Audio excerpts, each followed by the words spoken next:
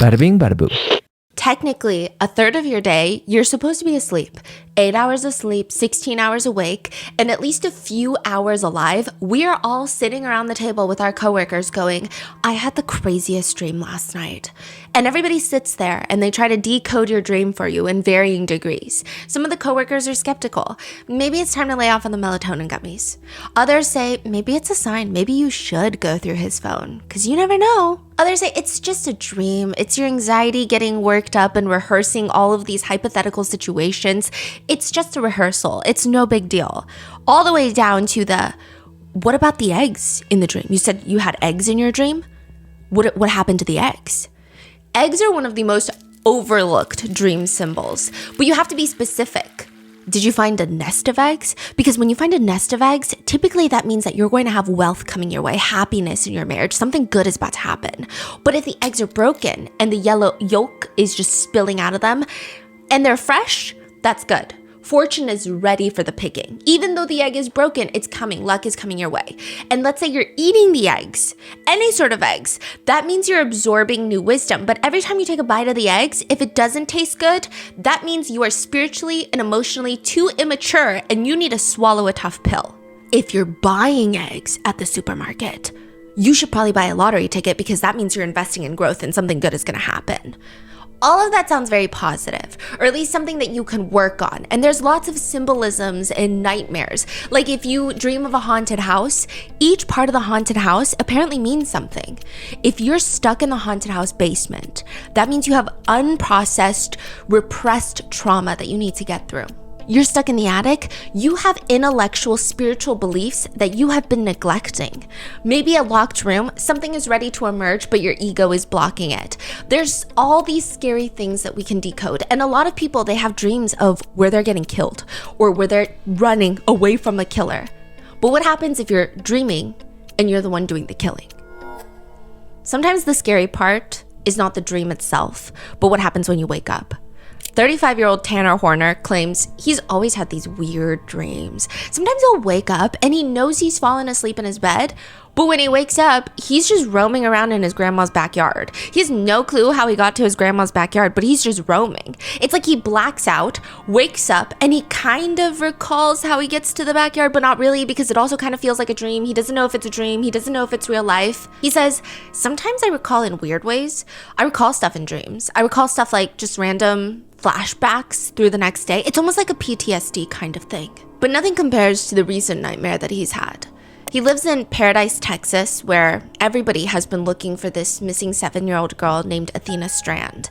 And maybe like everyone else in the area, he's been thinking about this case a lot because it just materializes in his nightmare. He has this whole nightmare about being the one that kidnapped and kills this missing 7-year-old girl in the local area. That's crazy. And then he wakes up and he realized, oh, thank God that's a nightmare. And then he opens up his backpack and he sees inside a pair of small pants, tiny pants with flowers near the pockets, which is the last thing Athena Strand was seen in before she went missing. Well, I don't even know what the hell happened. Yeah. Like, I just found them in my backpack and I'm just like, are you f***ing kidding me? Like, I thought I just had a really f***ed up nightmare. But no, the pants were inside of his Dragon Ball Z backpack and now he's panicking. He's going to get arrested. It's only a matter of time, but he doesn't even know what happened aside from this nightmare. But can he even trust the nightmare? That's what he's saying. Or maybe somebody's setting him up. Someone planted the pants there. He writes in a note to the police later, "Detective, my family is in danger." He writes that he's being framed for the murder of Athena Strand. He writes, "Don't tell the media, don't tell my family, they'll tell the media.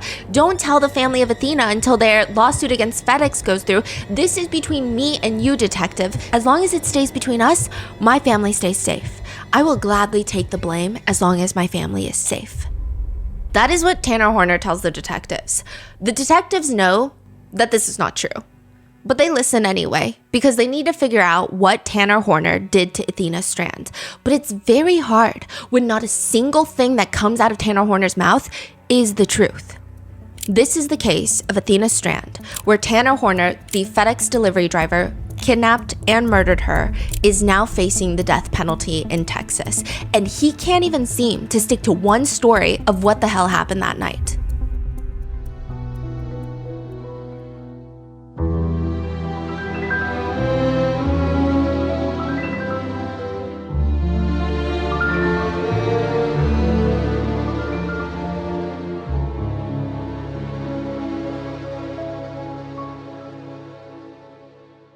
We would like to thank today's sponsors who have made it possible for Rotten Mango to support the Strands Family GoFundMe, which we will also link in the show notes. This episode's partnerships have also made it possible to support Rotten Mango's dedicated team of researchers. We'd also like to thank you guys for your continued support. As always, full show notes are available at rottenmangopodcast.com. A few notes before we begin. This episode contains discussions of essay, violence, and crimes against very young children. Please take care of yourself and don't hesitate to step away if you need to.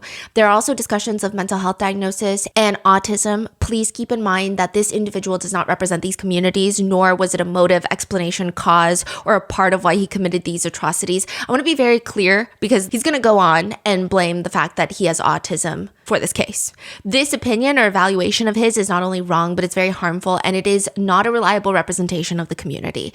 As of filming this, he is still in the sentencing phase of his trial, but once it's concluded, we're going to have a pinned comment of his sentencing. Everything included in today's case is publicly available online, and specific quotes may have been condensed or shortened for brevity. So with that being said, let's get started.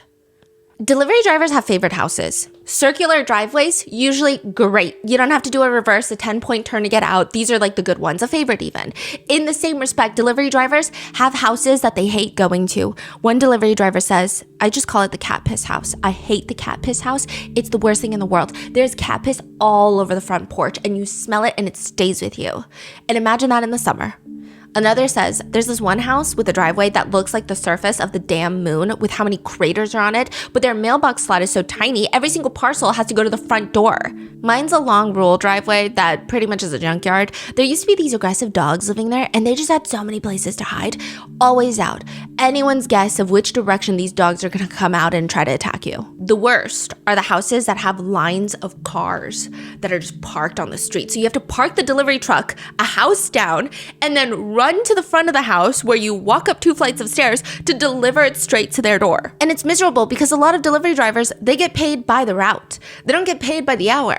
So they're running to complete the route. Huh, interesting. Yeah, it's a huge deal and it's miserable, and sometimes certain roads just have random traffic jams for no reason. It's like everybody forgot how to drive. Tanner Horner is sitting in the driver's seat of the big white van with FedEx written in big, bold, purple and orange letters on the sides, and he's starting to get very agitated. The entire road is blocked. There's rows of boxes stacked behind him. It's almost Christmas time. It's the time between Thanksgiving and Christmas. This is a delivery driver's peak time for packages. He's got places to go, and he's peering over his steering wheel trying to see what the hell is going on. It's a small residential road. There are cars on both sides blocking him. There's people walking around like this is not a goddamn road. What year was this? 2022. Okay.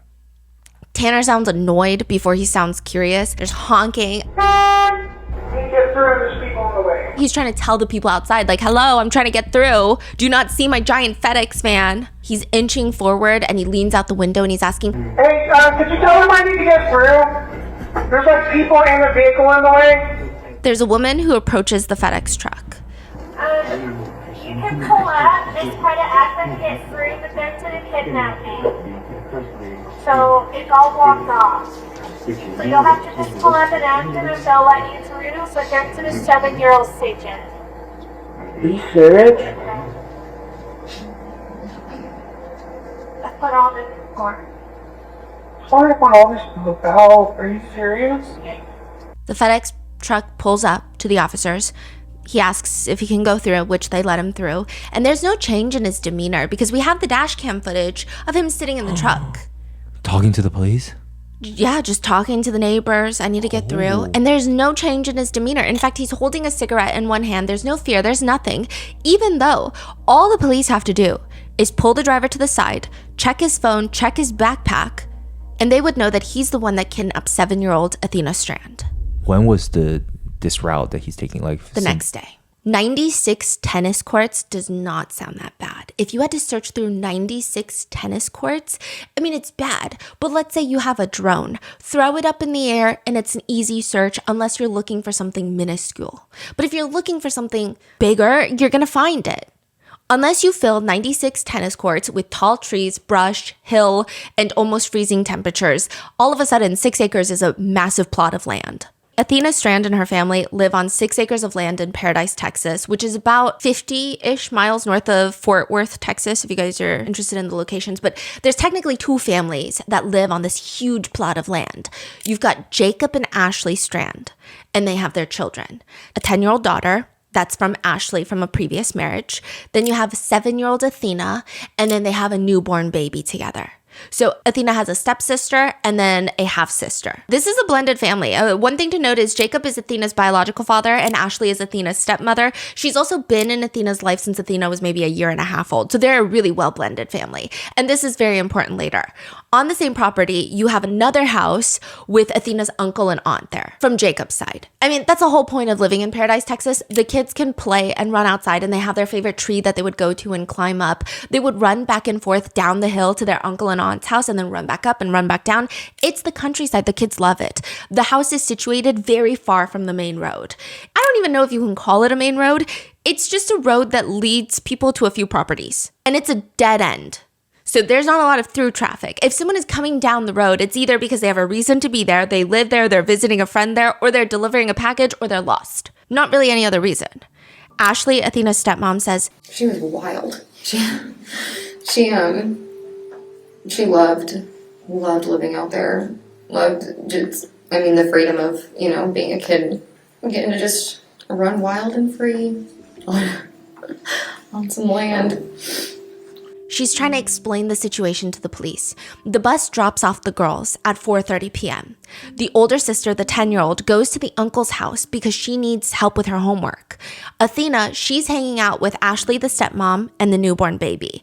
Athena's supposed to be doing her chores, though. She's supposed to be sorting her laundry because that's the after-school chore. And Ashley's cooking dinner, and Jacob, the dad, had gone out hunting. So it's really just Ashley, Athena, and the newborn baby. So Ashley's telling Athena, go finish sorting your laundry before dinner, okay? So Ashley's like, I'm going to check up on you after and make sure your chores are done. It's a very normal thing to do.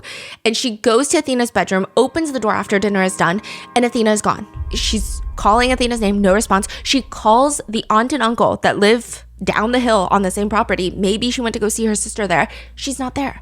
Ashley calls her husband, Athena's biological dad, Jacob, and the police. And at first, everyone thinks, okay, she definitely wandered off. Like maybe she's lost in some brush. Maybe she tripped and fell. Maybe she's kind of annoyed at you because you made her do the laundry. The main investigator working the case says, it's really, really cold tonight. I'm a father, and this is my county. Let's find her quick. I don't want her to be cold. I don't want her to be lost. I'm going to come out, and I'm going to provide resources.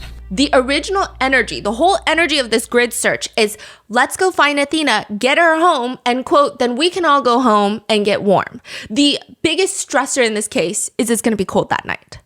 The most efficient way is to bring in the air assets. So they bring in these aircrafts with thermal imaging to look for heat signatures on the ground. They're flying low to the ground. They're scanning for anything that produces heat. Trees do not light up like animals do.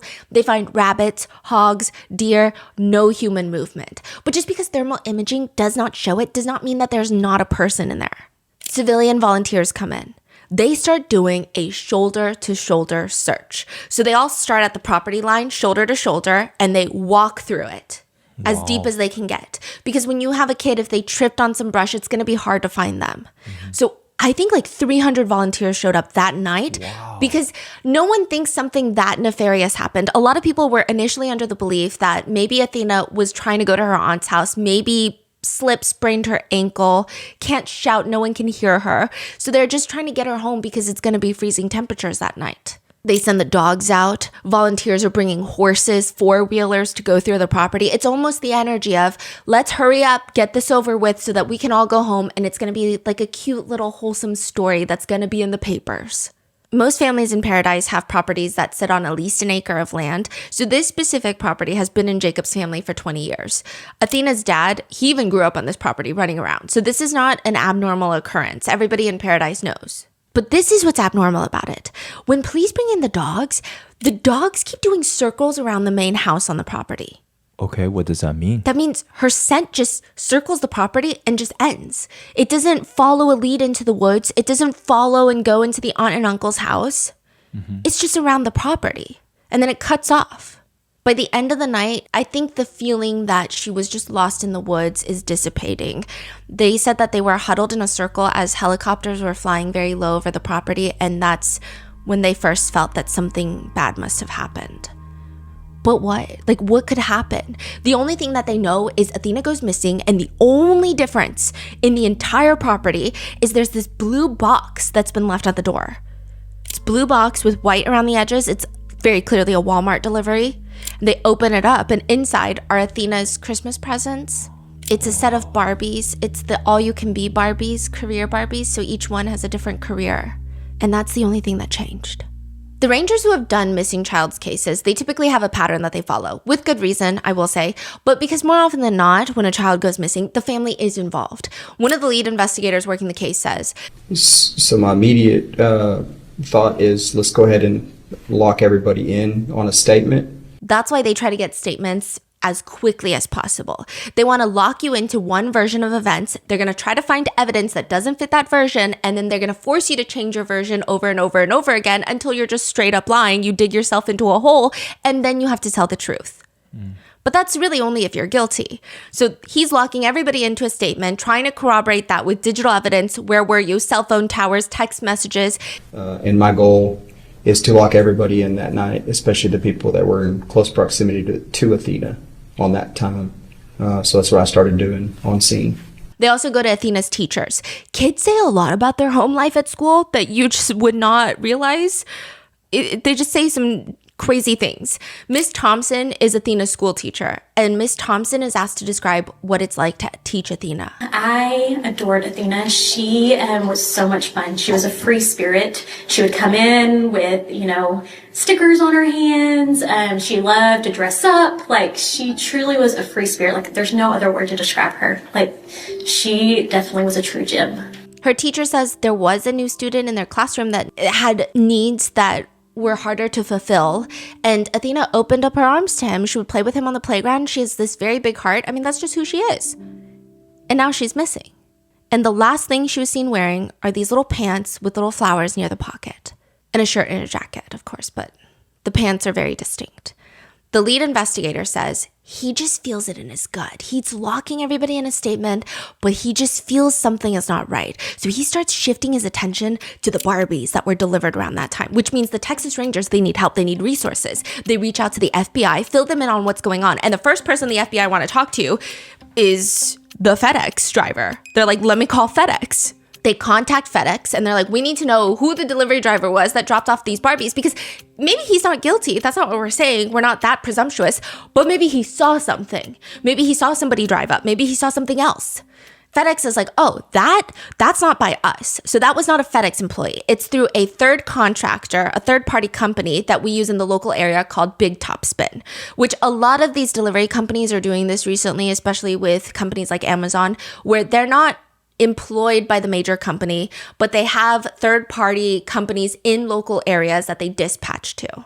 But they still drive a FedEx car? Yes. So sometimes they will and sometimes they don't. And that's why you might have seen an uptick of people dropping off an Amazon package in a personal vehicle instead of an Amazon vehicle, Interesting. So it just varies.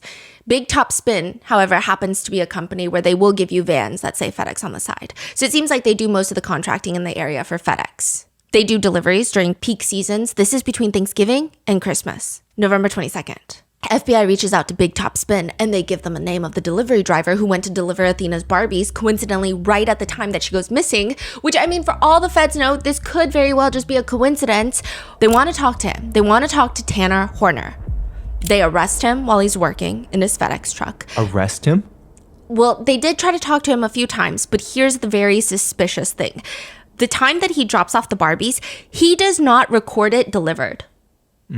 So he drops it off, but he doesn't record the delivery on the paper. Yeah. Which is very odd. And then after that, he doesn't have another delivery for at least 30 minutes. But the next delivery zone is not 30 minutes away. So what is this time discrepancy? So FBI got that information immediately? Immediately. Like the next day? Yeah.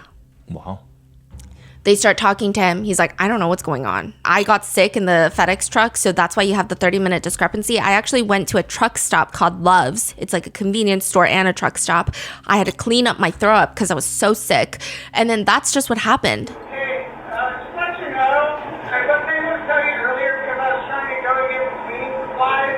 I had a lot of them, but I kind of threw up in the back of the truck.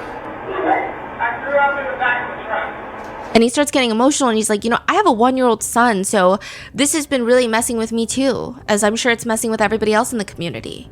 But eventually, they arrest him in his FedEx truck, and they have enough reason to believe that Athena is somewhere near him. They slam open the back door, they're looking for Athena in the back, and she is not there. She's not in the truck. Athena's biological mother, Maitland, she lives about 2 hours away. When she heard Athena was missing, even though a lot of people in the community thought that she was just wandering on the property, she drove that 2-hour drive in 45 minutes. She was beside herself. She says that she knows that whatever news the sheriff is bringing to her 48 hours after her daughter has gone missing is not good. So 2 days after Athena Strand has been missing, the sheriff finds the family at the local church. And she knows what he's going to say because she said that when someone is delivering bad news to you before they deliver the news, they avoid eye contact. And when he brought the family into a back room at the church, he wouldn't make eye contact with any of them. I wanted to tell Sheriff Aiken that he didn't know what he was talking about. I asked him if I could confirm that that was my daughter, and he told me no, because she looks too bad. And I went into a place of denial. I stopped breathing, and I started to black out as I heard Ashley screaming. I knew it was him. Tanner Horner is brought in for questioning by the police, and he gives various versions of what happened that night when he came to deliver the package of Barbies to Athena Strand's house. One variation, he says that he was doing the delivery there, and he sees this old green van. It's like a Chevy Astra van. It looked really creepy. It looked exactly like the type of van that would kidnap kids. It had sunspots on the hood of the roof and a piece of the panel missing on the driver door close to the front wheel. He's very specific. So he leaves the packages of Barbies, and then he drives off for the next delivery, but that green van was still there when he drove off. And then he just started feeling sick, so he threw up, and then you get the whole story. Multiple law enforcement agencies put a bolo out for this green van. Lots of resources are funneled into finding this green van because they have to try. Go through the databases, physical surveillance on the ground. They put out statewide bolos, DPS aircraft flying nonstop to locate any green vans in the area. Police start going through tower dumps in the area to figure out what cellular devices were in the area at the time. So they'll get a cell tower data and see all the active devices. They have to locate this van because if they locate this van, they could potentially locate Athena alive. So we're back to the initial search. This is before Athena's body is found. And as law enforcement are looking for this green van, they're just noticing a lot of weird holes in Tanner's story. Not only did he not mark Athena Strand's delivery delivered, he stops delivering for 30 minutes. And then there's another 4 to 5 deliveries that were uncompleted that night. And just the way that he's behaving is very uncomfortable. It doesn't make sense. He'll have bursts of emotions near the end of the conversation where he's just like, I can't believe something like this would happen because I'm a parent. But that feels less like empathy and more like purging of emotions because of tension. In the interrogation room, during one of the countless conversations between the lead detectives and Tanner Horner, as Tanner is explaining what happened, the detectives step out for a second. And when they get back, there's this huge whiteboard on the wall that interrogators use. And in red marker, it's scribbled, "He's going to hurt me, please help." What? So the detectives are like, did you write that while we were out of the room for a second? Why do you write that? If I say too much, I'm going to die. So what does that even mean?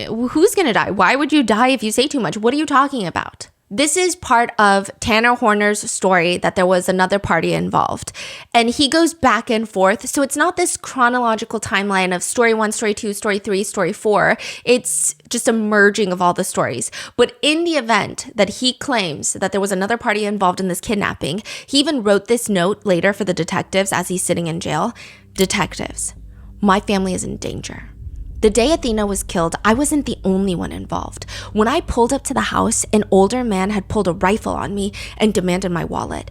It's weird.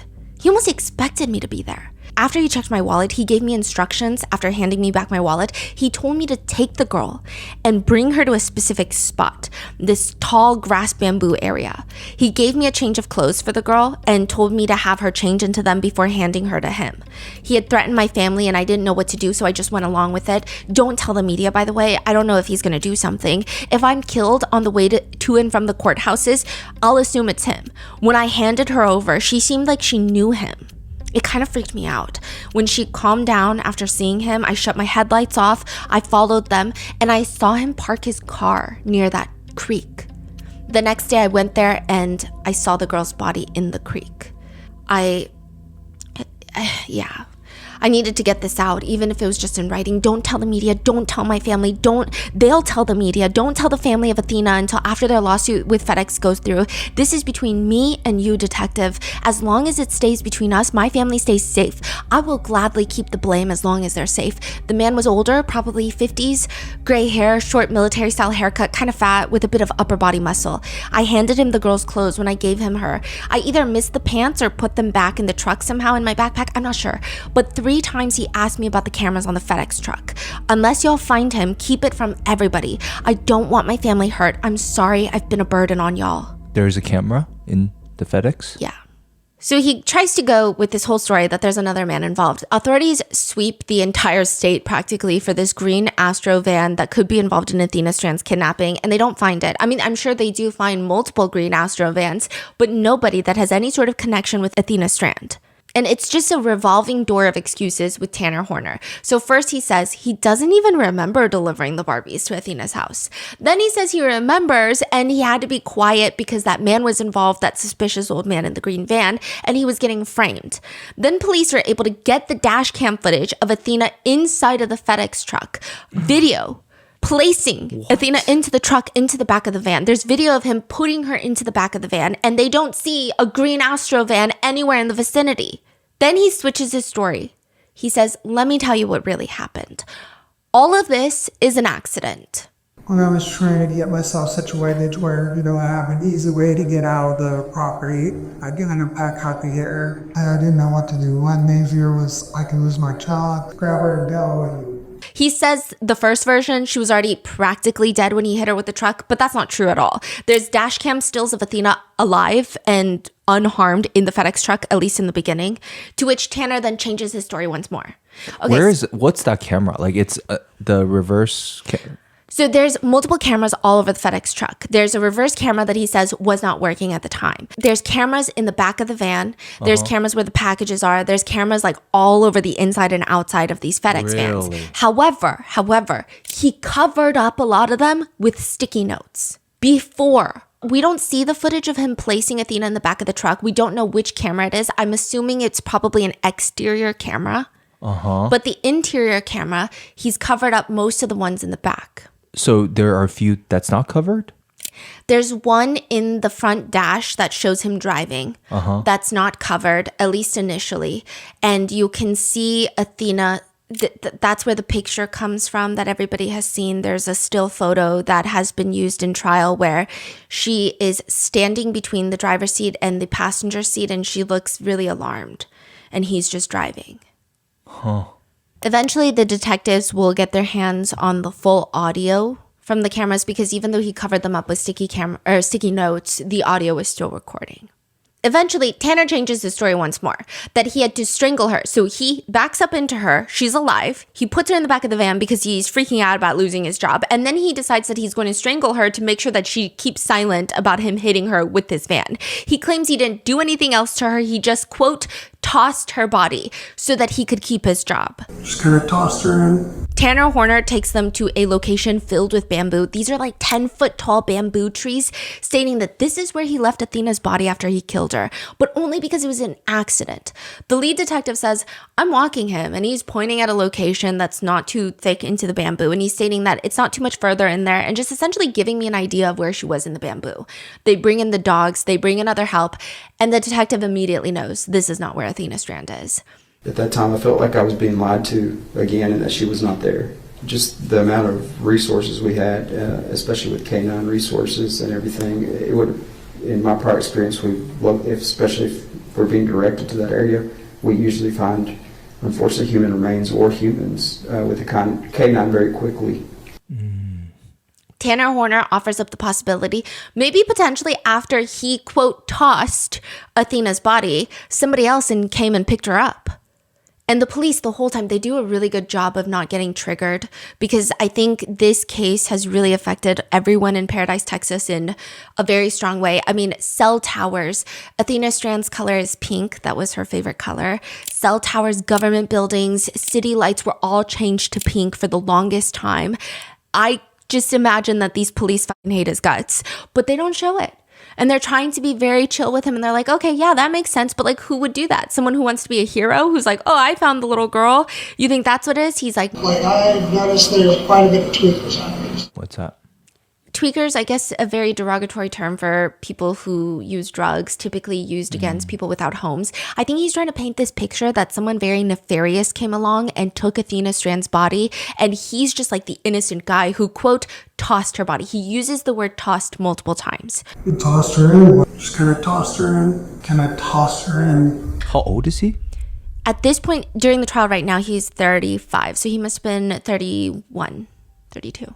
And she's not here. She's not in this bamboo. It's very clear. And it's not until 2 days after she goes missing, the investigators are led to Bobo Crossing. It's a bridge and a creek. Nobody knows why it's called Bobo's Crossing, apparently. It's just a creek with murky water. It's very stagnant. It gets very deep at the center.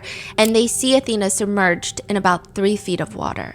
When I first walked up to the edge of the creek, he told me she's right there. That's where I put her. So he changes his story. He's like, okay, fine. I took her to the creek. This is 2 days in? Or 48 hours, about 2 days in. And based on the water visibility, it was dark. I had a flashlight. I angled the flashlight at different angles, and I was able to see her nude body buoyant beneath the water. She's a very tiny frame, 4 feet, 4 inches tall, and only weighing 62 pounds.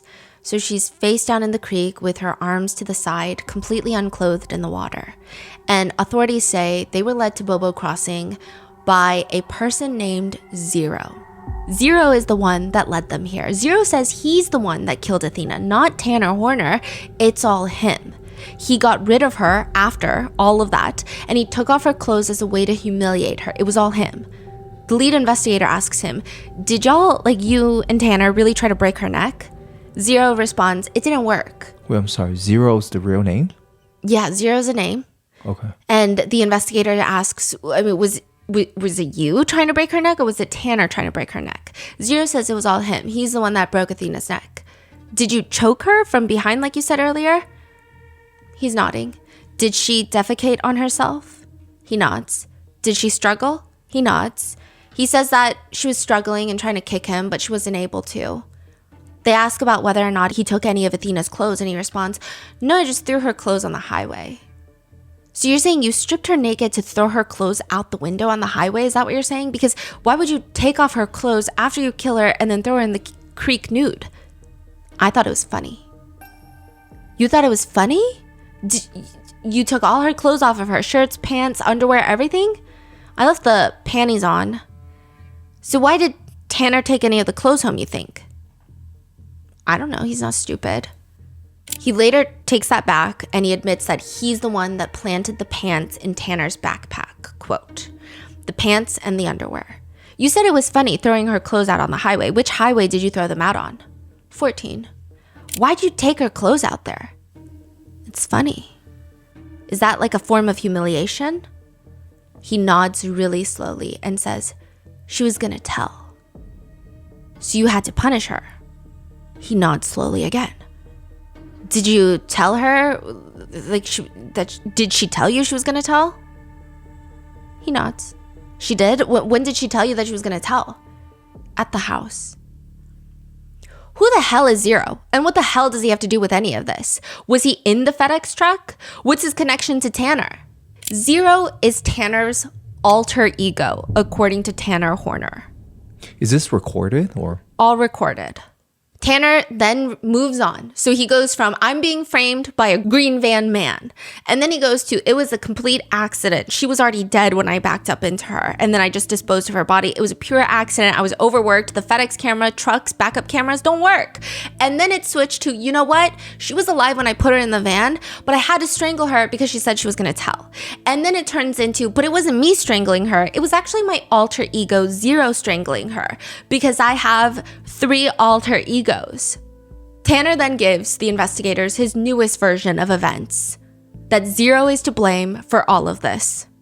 So how did they get to speak to quote Zero? Okay, that's the very frustrating thing too. So not only is he just trying to use autism as an excuse to negate any bad wrongdoing that he's done in the entirety of his just god-awful life, but on top of that, he tries to pretend that he has DID. I don't even think he knows what he's doing. And then the only way you can talk to Zero is the investigators go, Zero, I would like to talk to you. And then he rolls his eyes to the back of his head and he tilts his head to the side. And suddenly he's giving the worst performance I've ever seen in improv history.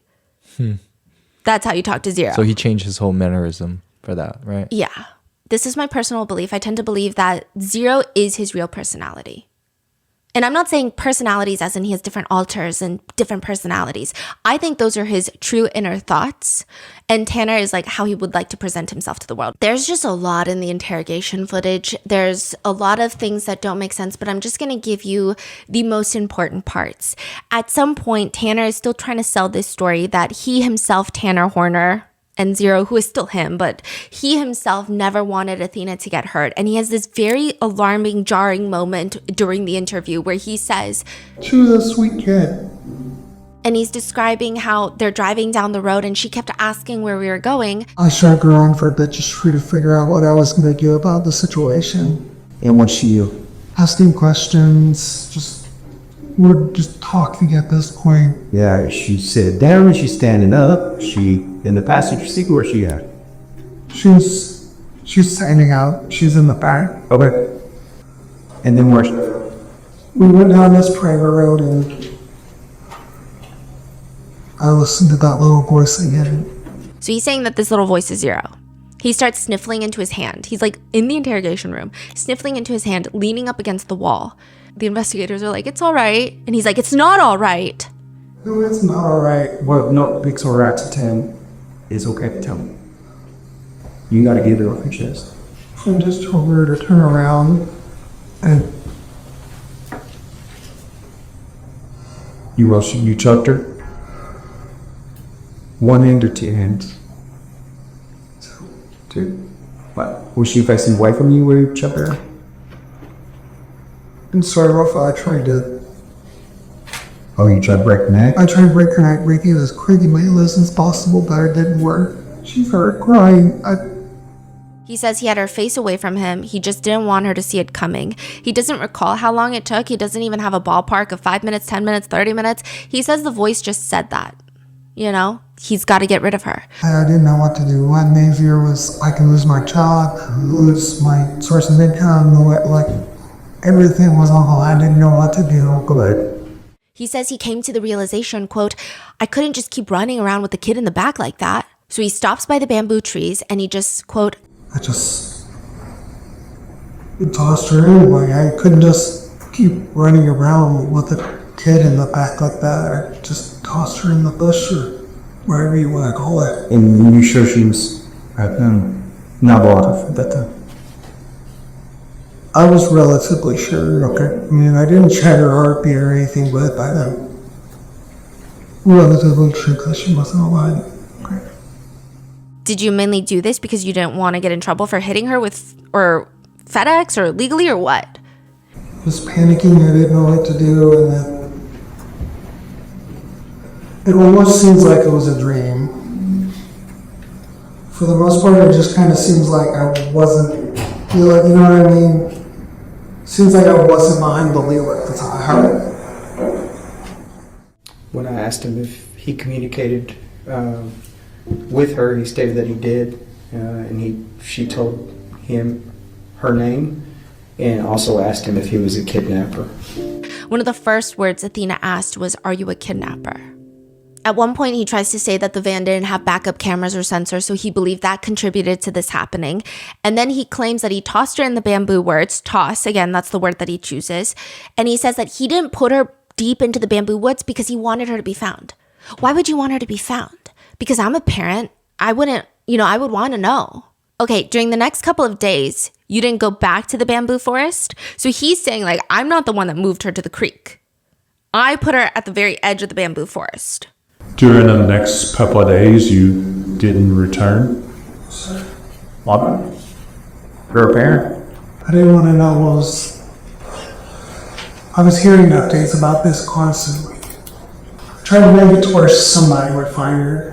After getting rid of Athena's body in the bamboo area, he says that he went to Love's, which is a convenience store and truck stop where he gets cleaning supplies. The lead detective is like, did they ask you what you're cleaning up? Because he didn't even buy the supplies. He says that he just went to the counter and was like, hey, I made a mess in the van. Can you give me some cleaning supplies I can use? So the front desk gives him some cleaning supplies. What did you tell him you were cleaning up? He stated that he was cleaning up vomit and feces. Whose vomit? His vomit. Whose feces? Athena's. He continues to insist that he is not the one that killed Athena. He believes it was like he was in the back seat. He was almost dreaming at the time. He believes it's his alter ego Zero. Now, we're going to go into what Tanner and his I don't even want to call it an alter ego. What Tanner says, pretending to be Zero, it's not even in the slightest bit believable. It's like pissing on someone and saying that it's raining. Nobody's believing it, and it's just insulting to those who actually have DID. But before we go there, let's go through the irrefutable evidence. There is footage from inside the FedEx truck where Tanner had preemptively covered the FedEx truck cameras with sticky notes days before the kidnapping, which a lot of people believe that this indicates he was trying to kidnap someone within the next few days. He made sure that he was in the same FedEx van all those days and then even after the crime so that he could be in control of what they've been calling his mobile crime scene.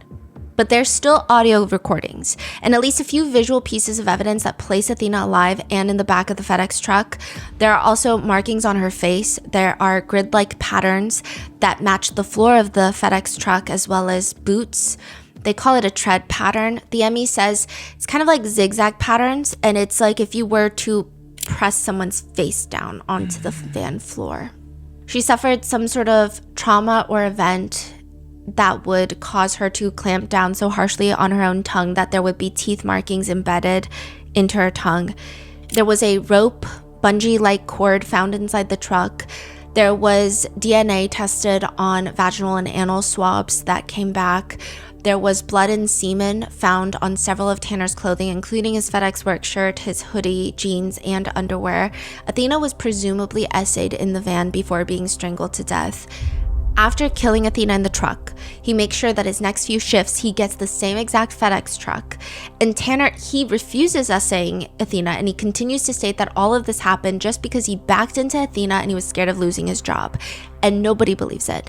Nobody believes that he backed into Athena. Nobody believes any of this. Like, I have a 1-year-old, if I lose this job, I lose everything at this point. Even if this whole accident story were even a smidgen believable, which it's not, Tanner's telling the detectives that he tossed her body, he tossed her here, he tossed this. There's just a lack of remorse and a lack of care when he even references Athena. If this was a pure accident, I would imagine that someone is in shambles describing what happened. The investigators ask, did she bleed or anything in that truck? I don't know, possibly. He says that he did throw her in the van so she could have some cuts and stuff from being thrown in the van. But, quote, I'm not some sort of psychopath. You can look at my history. I'm not some deranged psychopath. He says after he kills a little girl, he goes home after a shift and, quote, I just went home and I went to sleep. I took my sleeping medication, watched Game of Thrones, and I was out. Did you take anything from her and... Not that I can think of. I mean, I might have found a sock on the thing, but I just kind of threw it out. So he's just making it sound so casual. Is that a make or did you find a sock? I did find the sock, but that was just... Was it one of her socks? I think so. Okay.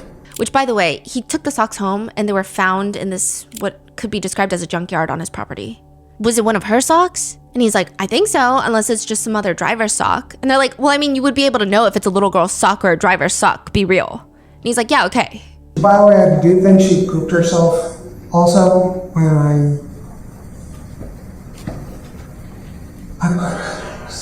you get what I'm saying. You choked. How do you know she took her though? I mean, still there when I was moving her, some of it got on the floor. He says he stopped by the truck, stopped to clean. What did you pay when you were at Love's getting the stuff to clean? Did you pay in cash? I didn't pay for anything. I just asked if they had any cleaning supplies. When he's asked to describe the person working at Love's for the cleaning supplies, this is the part that But he did kind of look like he might be purchased. Okay, why do you say that? God, this is gonna sound terrible. As if everything else he said is not terrible. Because he doesn't preface anything else about killing Athena as terrible. He's not like, God, I can't believe I'm saying that. He's just like, God, this is going to sound terrible. God, this is gonna sound terrible. He had a decently big house. Okay. Crazy.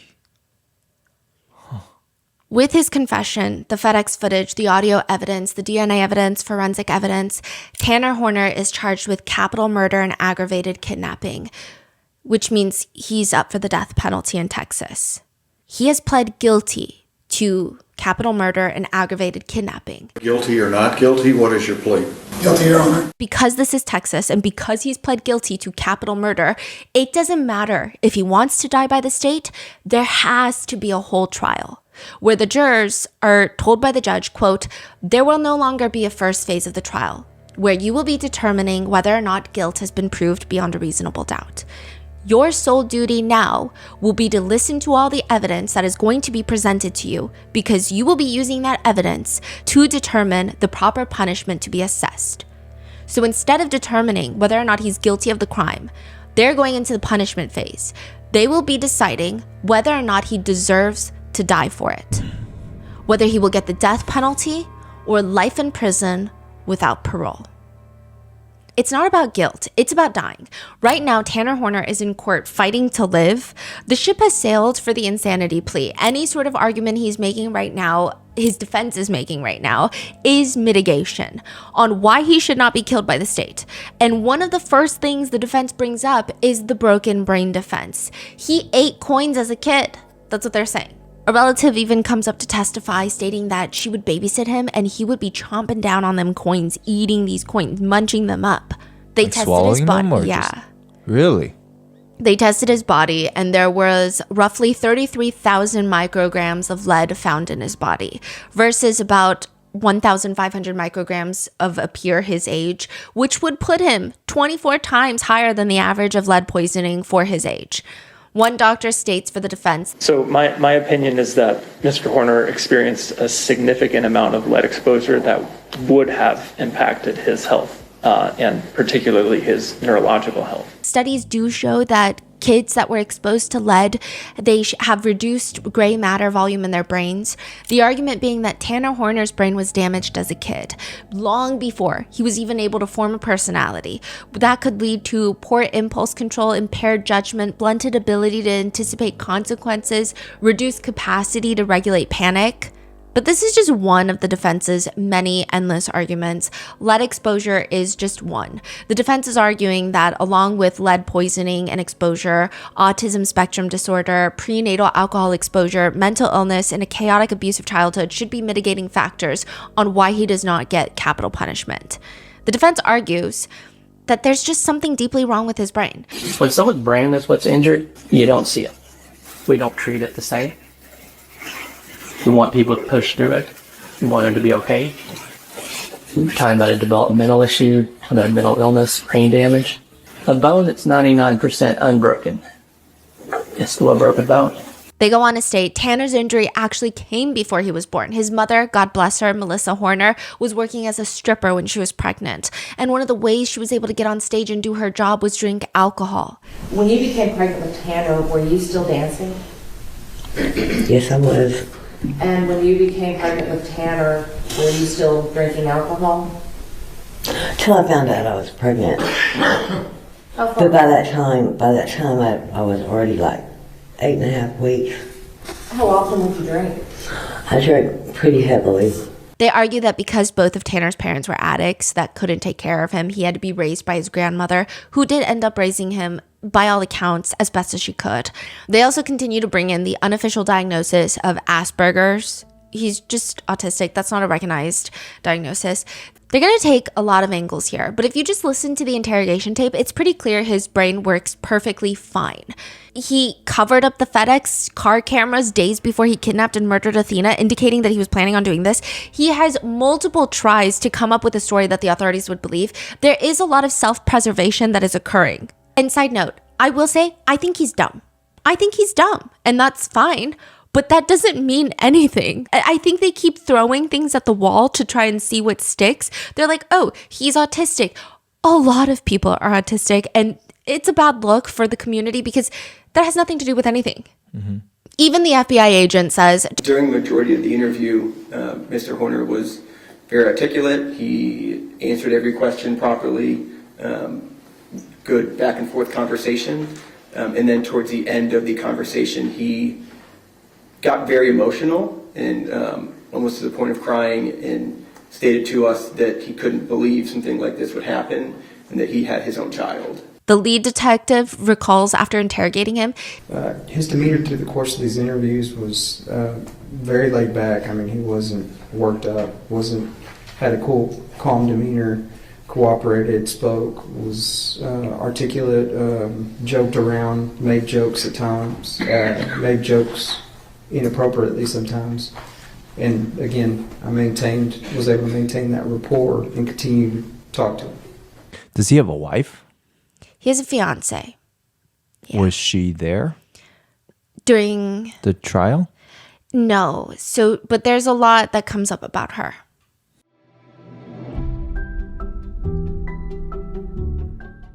This episode is brought to you by Netflix. I thought I knew this case. I mean, I remember hearing about the car accident when it first happened, staying updated with the news and seeing the photos of the crash after they came out. The car crumpled up against a brick wall. 2 teenagers dead and another fighting for their life in the hospital. I thought I knew the story behind the tragedy until Netflix's The Crash had me questioning what really happened. Let me set the scene. It's a little past 6 a.m. on a residential street. The sun is rising. It's quiet. It's almost peaceful. It's not quite dawn, but it's also not yet the morning. A cop's dash cam begins recording as the patrol car slows down, pulls up next to a building. We don't see the car wreck until the cop puts his car in park and gets out. But the frenzy is just quick. 3 massive fire trucks, they descend on the crash site. Dozens of firefighters, cops are lining the street. Even a helicopter hovers overboard. And through the cop's body cam, we hear him say, ×3. Oh my God, ×3, guys. There's 3 young victims in the car. The boy in the back seat was no longer in the back seat, but laid on top of his best friend in the front passenger seat. Davian was a big brother, a high school football player, a foster system survivor, and he was immediately declared dead. The boy in the passenger seat, Dom, was a son, had just gotten his apartment. He was an entrepreneur, and he too was dead on arrival. The driver is the passenger seat's girlfriend of 4 years, Kenzie. She just graduated high school. She was enjoying her senior summer, like the time between graduating and beginning the rest of her life. She was the only one still breathing. Her seatbelt was on, but her head had gone through the windshield, and it was considered a miracle. Her parents are interviewed. They describe her injuries. It was honestly horrific. A 17-year-old girl hanging on to the rest of her life. Her parents are crying as they're explaining having to break the news of her boyfriend and his best friend's death after she woke up. It's like the most inexplicable tragedy. Did the brakes fail? Was it an operator error? Like, were there substances involved? Was she drunk and driving? A medical emergency? The toxicology report comes back, no shrooms, no alcohol, no impaired driving, nothing. The driver's medical history is looked into. She was diagnosed years ago with POTS, a fainting disorder. So people are like, okay, did she faint while she's driving? Vehicle black box data comes back, the brakes were never used. Even if they were broken, they were never used. Nobody pressed on the brakes. Why did Kenzie not press on the brakes? Then the vehicle crash reconstruction has come back and the evidence is damning. This is the part that I think had a lot of people reeling. I didn't know just how bad this case was, and trust me, this is just the beginning. For 5 full seconds before the crash, it was proven that the driver, Kenzie, held the gas pedal down, pushing the vehicle to its top speed the entire time. For 5 full seconds, just on the pedal. And then the text messages come out.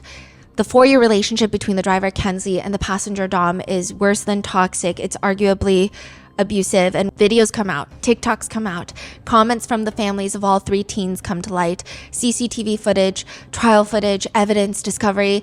Did Kenzie intentionally crash the car, murdering her boyfriend, Dom, and his best friend, Davian? All of this is uncovered in Netflix's The Crash, and it unravels a story bigger than anything I could have ever expected. Watch The Crash only on Netflix.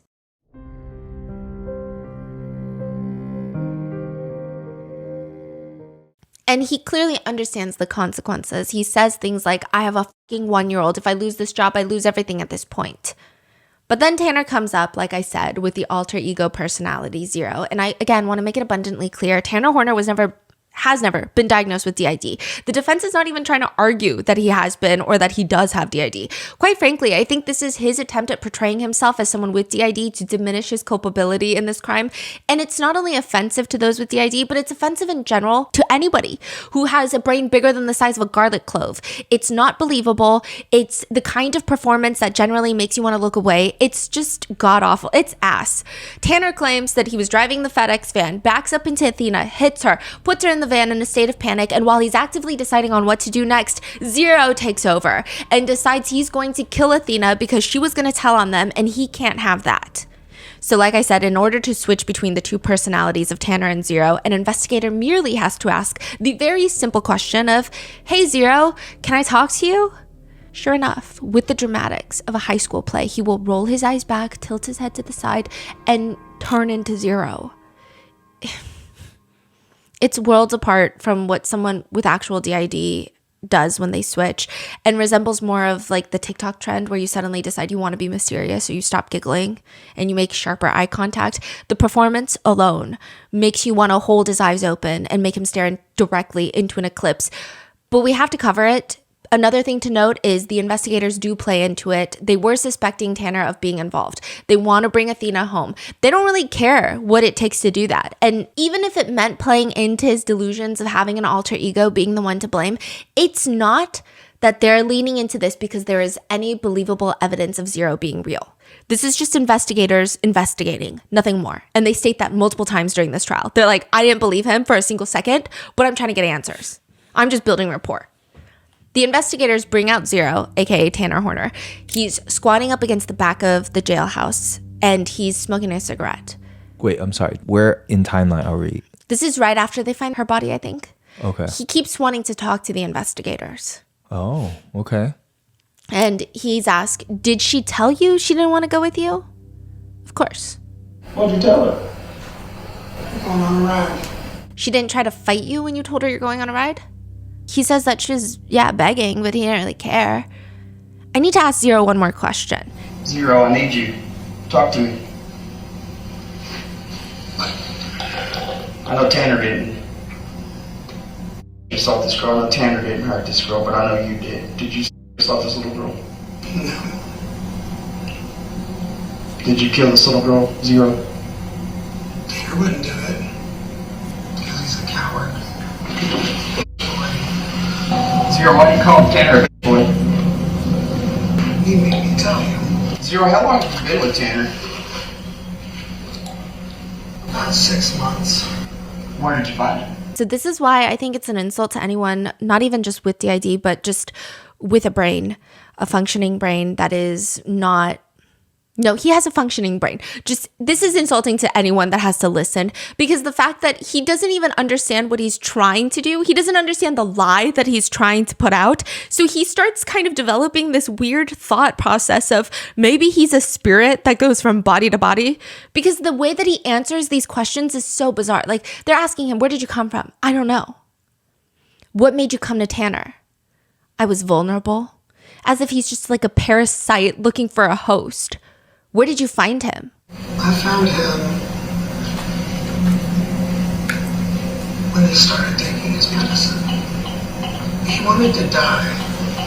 I wanted him to die. He seems to be more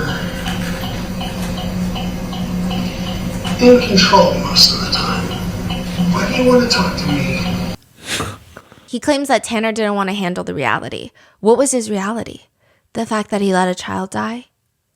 He also says that Tanner wants to die, but, quote, he wants to die. I want him to die, but I want to live. Side note, all these videos are played during the trial, and Tanner Horner is watching all of this play out in the courtroom.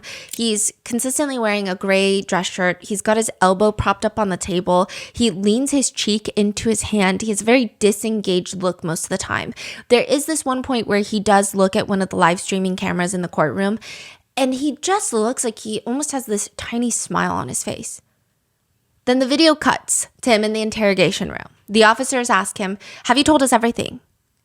Who? What? Have you told us everything? Me? He went away. Like, just to me. Okay. Did you have a little zero? It's not 0. Tanner? Yeah. Welcome back. You okay?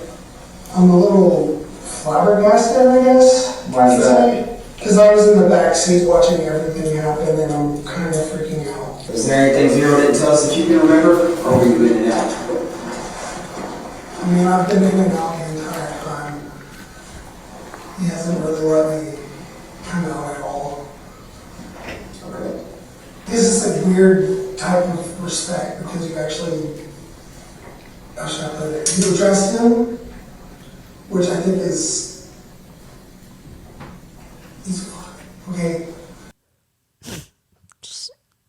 There's a lot to process, Tanner. There's a lot that happened. So we're going to step out and give you a second and just give you a second to process that, okay? Just give us a minute. When they come back, they decide that they want to talk to Zero further because Tanner, all he does is put on this really god-awful show of pretending to be Tanner. They're all Tanner. He says, I tried to set it out like someone else did. How did you do that? He went with an entire story. So he's talking about the green van man. Is that where the story about the green van and the Hispanic male came from? So he's like, yeah, it was a Hispanic male in his 50s. Yeah.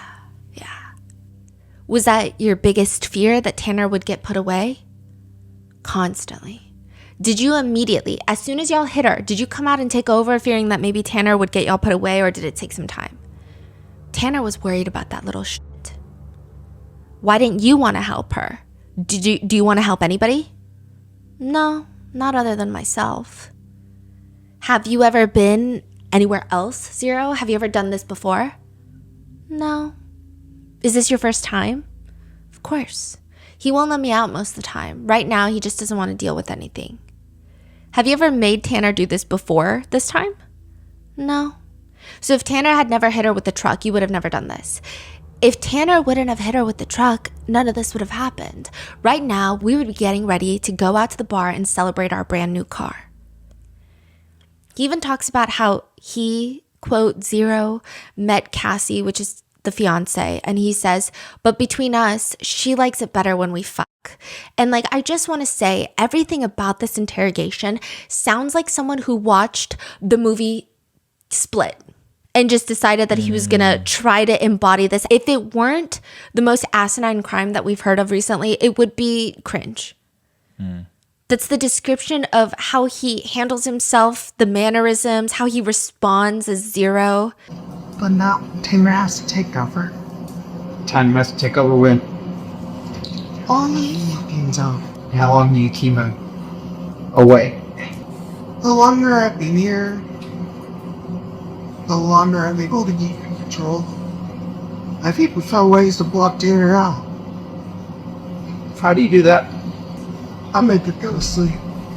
Wait, you killed that little girl. Was Tanner trying to stop you? He was sure to get go sleep. He also says that Cassie, the fiance, knows about Zero at this point. Quote, at this point, we're both kind of developing a relationship with Zero. And then Tanner comes out and is talking about Cassie. And he explains to the detectives that Cassie has met Zero. I think this is true. I think Cassie has met Zero in the sense of, I think both of them are, I think definitely Tanner Horner is strange. How do I put this lightly? I think they both play into it. Who, both? The fiance. Really? Maybe she genuinely in her heart of hearts believes that he has DID. He claims that she also has DID and she gets it from her grandma, which is not how DID works. Both of them, I feel like they both kind of play into it and it's just none of it makes any sense. Has she spoken out or no? No.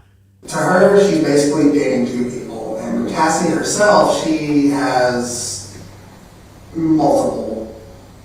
But she gets that from her grandmother. I only have the one. She says I have three, but I don't. I haven't seen evidence of the third. Which again, like that's not how it works. He says he's traumatized by this because of what Zero did. I'm wondering who the hell's been in my head this whole time, because for a long time we've been cool, we've been tight. Like, me, him, and Cassie have all been conversations together. Still, part of me is in denial because I didn't pull the trigger. I tried to disarm the gun. I tried to stop all of this from happening. What gun? There's no gun, but he's saying, metaphorically. Oh. And then Zero takes over, and Zero says the only reason he got rid of Athena was, quote, well, I can't have any fun if I'm in jail. And he just gives off these nasty one-liners as if he's in a D-grade Hallmark movie. So did they ask him who put the tapes on the cameras? Or Yeah. what happened then? No, but he doesn't give a straightforward response to the tape on the cameras, the sticky notes on the cameras. In a separate conversation, the officer tries to summarize his thoughts. And they're like, okay, so Tanner keeps you, Zero, from hurting anybody. But when Tanner hurts her, runs her with the truck, that keeps you from partying. That keeps you from your cocaine. That keeps you from doing what Zero likes to do. So you knew if you didn't take control that Tanner would get you guys put in jail. Is that right? You knew that if you didn't take complete control, take care of business, Tanner wouldn't, because he's what? A little bitch. You've never taken on somebody else? You've never been with any other person, only Tanner? Let us go for several years. Why this is the first time? The bedroom dear. When were you at Tanner before? I'll meet the story. Did you do anything when he was 12 or 13? Did you hurt anybody then? Only Tanner. And again, I do not think that he has GID. I tend to believe that he has a firm grip on reality, as well as a very loose grip on the fact that he has the moral character that only a mother could love. And I think that's not even true at this point. Throughout the multiple interviews, there will just be times where he says things that showcase how out of touch he is. I think that this has nothing to do with a lack of development in the brain. This is all to do with you're just a shit person. You can't say that you're fucking evil and say, oh, it's because my brain did not develop completely. You're just fucking evil. The investigators are asking him, when you were talking to her, did she tell you her name? So she just told you her name was Athena, right?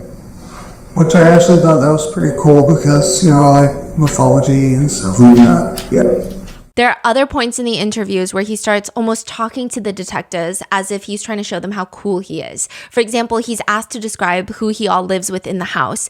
And he says, my mom, my little brother, my grandmother, and Cassie, the fiance, and several annoying dogs. What kind of dogs? Itty bitty little ankle biters? Me and Cassie are cat and an annoying little shit named Draco. What breed is Draco? Not sure exactly, but he's part Chihuahua. Part Chihuahua, part annoying as shit.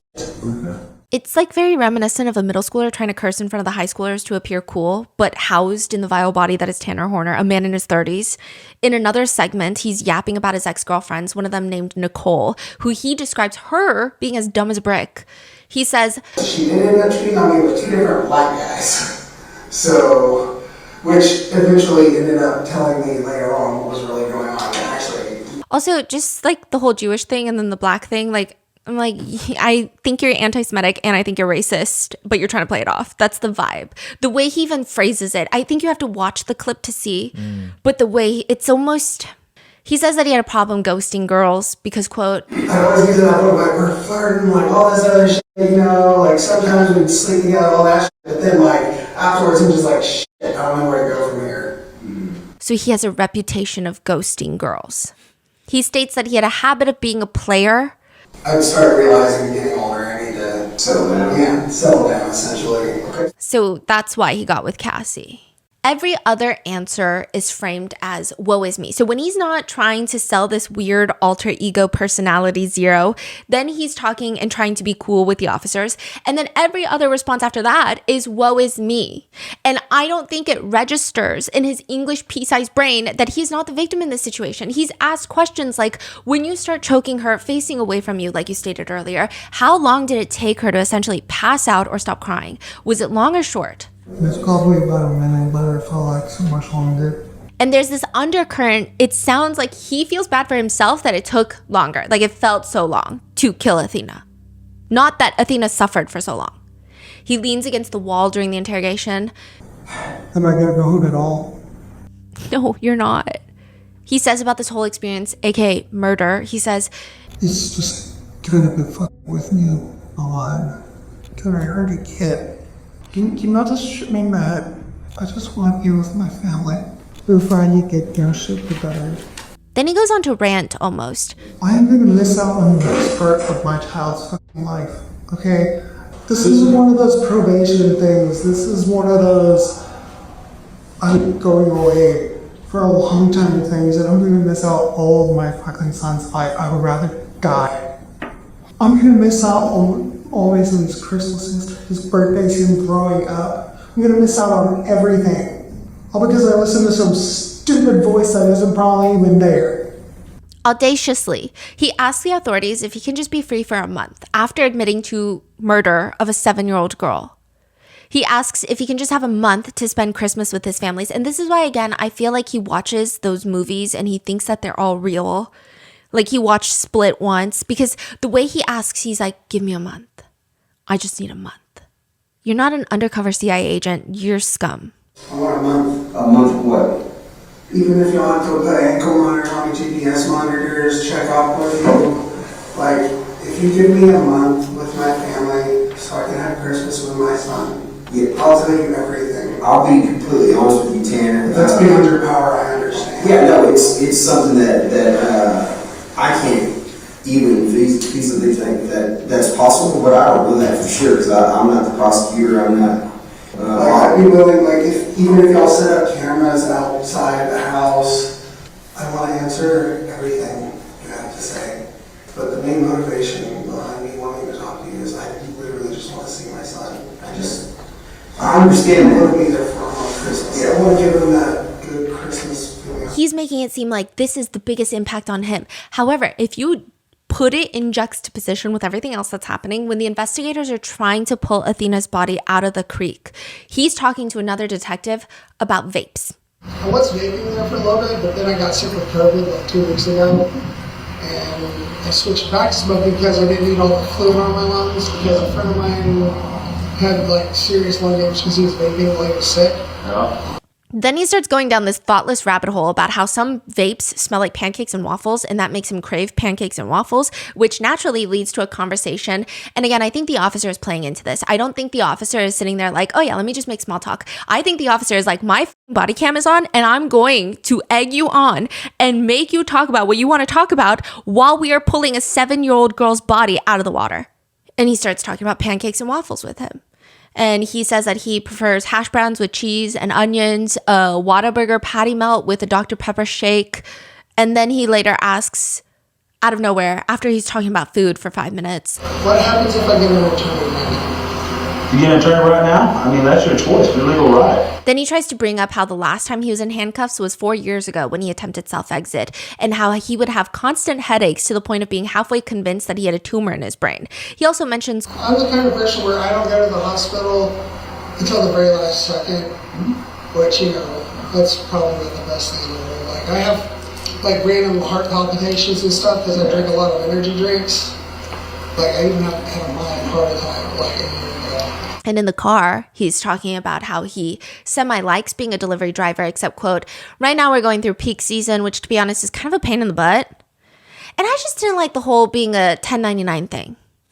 So instead of being an employee with a W-2, he doesn't like being a 1099 contractor. And later, he motions to the officer who's driving, and he says in a teasing voice, You're texting and driving. Oh, this is in the car? Yeah, later in the car. They were outside the car smoking a cigarette, and then now they put him in the car, and they're driving him to a second location.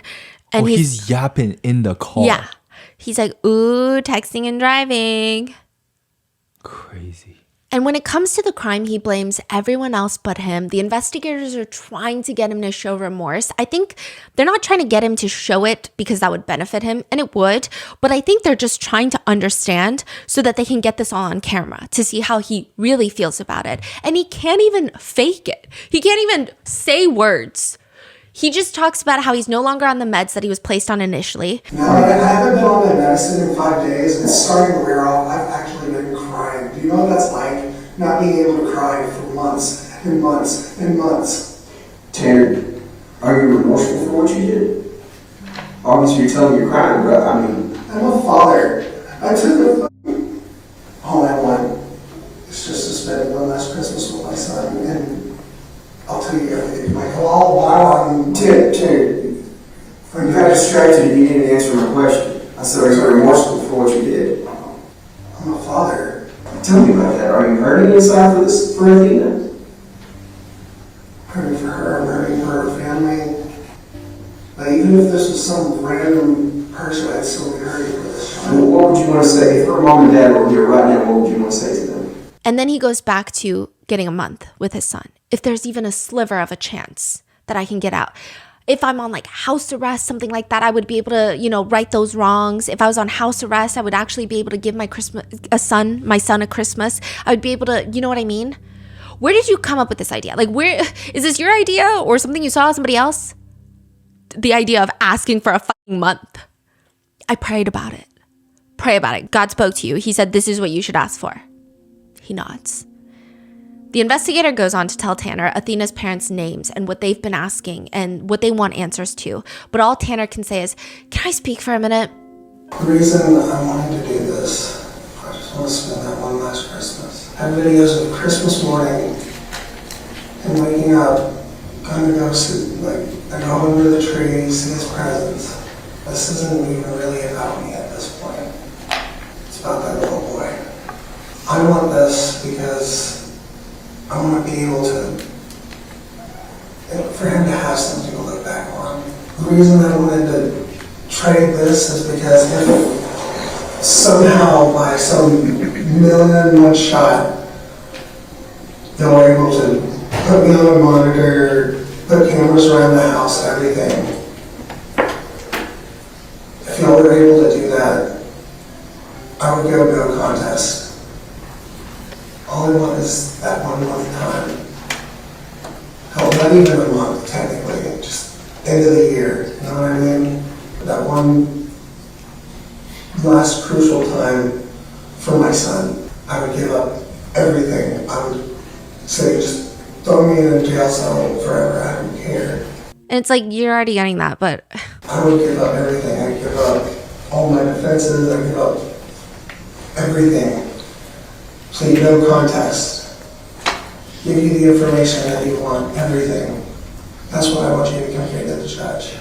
He says he's never done anything like this before. He's the type to cry when he runs over dogs at work, which the investigator is like, then why did you kill a 7-year-old girl? Why Athena? To which he responds, it wasn't me. Now that I haven't been on the medication, I haven't heard from Zero in 2 days. He says that none of this would have happened if he hadn't accidentally run over Athena at work saying, I'd be at work right now. I'd be at work, saving up for Chester's Christmas, getting everything ready, just trying to get us into an apartment. I was this close. I finally got a new car. Okay, I was having to drive the freaking work trucks home for like a month because I didn't have a car. Because my car broke down several months ago, and then Cassie's broke down. Life was getting really bad. The stress was getting too much. I'm not a violent person.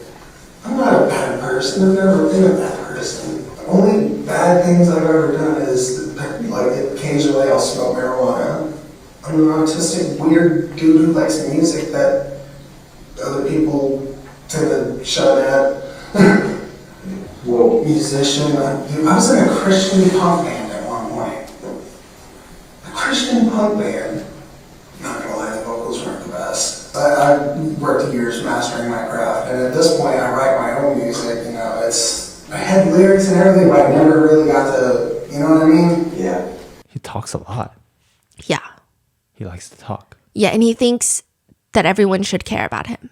Personally, I'm glad to hear that, because if you do show some type of emotion, if you do have some type of remorse, that goes a long way, as opposed to just being a cold-blooded killer monster. If I was a cold-blooded killer, I would have been killing people for years. You know what I mean? Like, I have a conscience. I have feelings. I'm just a person. You panicked? It wasn't my decision. I wanted to let her go. There's other jobs out there. He didn't want to let her go. Now I haven't even heard from him in 2 days. You're going to have a human emotion as a parent, as a son. You're going to have some type of emotion or some type of thought of, well, what do I do next? I didn't know what to do next. I just tried living my life. Yeah. I don't know if the only thing that I could think of, and this is such a Shitty comparison, but have you ever met those people who they will stub their toe and they expect everyone to fall to their knees and care about their toe, and then someone around them will be diagnosed with a terminal illness and they're like, what does that have to do with me? This is the type of energy that Tanner Horner gives. He just does not care. When the detectives ask about why he lied about the green van, he blames it on Zero, saying, I mean, obviously he would know, like, we share the same memories. He has access to my memories, and my dad used to have an old green Astro van, and I think that's where he got that from. When we were talking to Athena, me and Zero were also arguing. Yeah, like, I was trying to be like, you just put her back and forget the whole fucking thing. Yeah, he seemed a little bit different than normal, too. Like, because normally, like, he's a cool guy, you know what I mean? So, but he was a little bit more manic normal, I guess, and it was kind of weird. I remember there was a point where me and Zero were getting verbal, like outward verbal versus inside the head verbal, and she was kind of like freaking out over it. And again, it's like you watch the movie Split, because there's no depiction of this in any of the audios that they retrieved from the FedEx truck. Well, how was she freaking out? Like, she was just kind of looking at us like, why is this dude talking to himself? Tanner is the type of person that thinks at such a pace that you can almost see the thought forming inside of his dense skull, and then he acts on it. And once he realizes the detectives are not putting in as much effort to believe the alter ego Zero's existence, he asks them, can y'all do some research on something for me? Sure. Can you look up some of the potential negative psychoactive effects of potentially Prozac? And then he notices one of the investigators fidgeting with his fingers. Oh, you do the same thing? I do that because I'm a drummer. You can see scars from years and years of playing drums where I bust in my fingers. The investigator is like, okay, well, let's get back to the topic. And he says, I guess the whole motivating factor, again, going back to the why, is you bumped this little girl with a truck and you're thinking I'm going to lose my job, potentially my freedom. He says, I wasn't worried about losing freedom part because honestly, that's an honest accident. He's like, why would I go to jail for running her over? It was an accident. Which again, no one thinks that he did that, but... All it would take is going up there and just talking to the parent. You know, like, hey, I accidentally bumped your daughter. Like, there's more jobs out there, you know what I mean? Like, it's not hard to find a job. I mean, shit, like, I set her on the back of the van, trying to calm her down. But she wasn't calming down. Zero kind of took over. One of the last things Athena wrote in her school journal was about stranger danger. That's what the class was learning at the time leading up to Christmas, is who a stranger is, what to do when a stranger approaches you, who not to trust. And I think that adds a really twisted layer to this case because it's not that it would make it any better, but I think that there is this knowledge that Athena knew what kind of danger she was in as it was happening. And I know that sounds obvious to adults, but it's... Even from the second it started, she knew she was in danger. And I think the part that people find heartbreaking is the fact that from the second that she was hauled into that van, she would have had a lot of conscious thoughts about what is happening and this is dangerous and this is bad. And it would have probably made her feel a lot more panicked. She was learning of what to do in the event of stranger danger. And like I said, one of the most damning pieces of evidence in this trial is the audio footage of Athena's murder. This was played in court for the jurors, and all of the live streaming cameras thankfully, had to be shut off so the public could not hear it.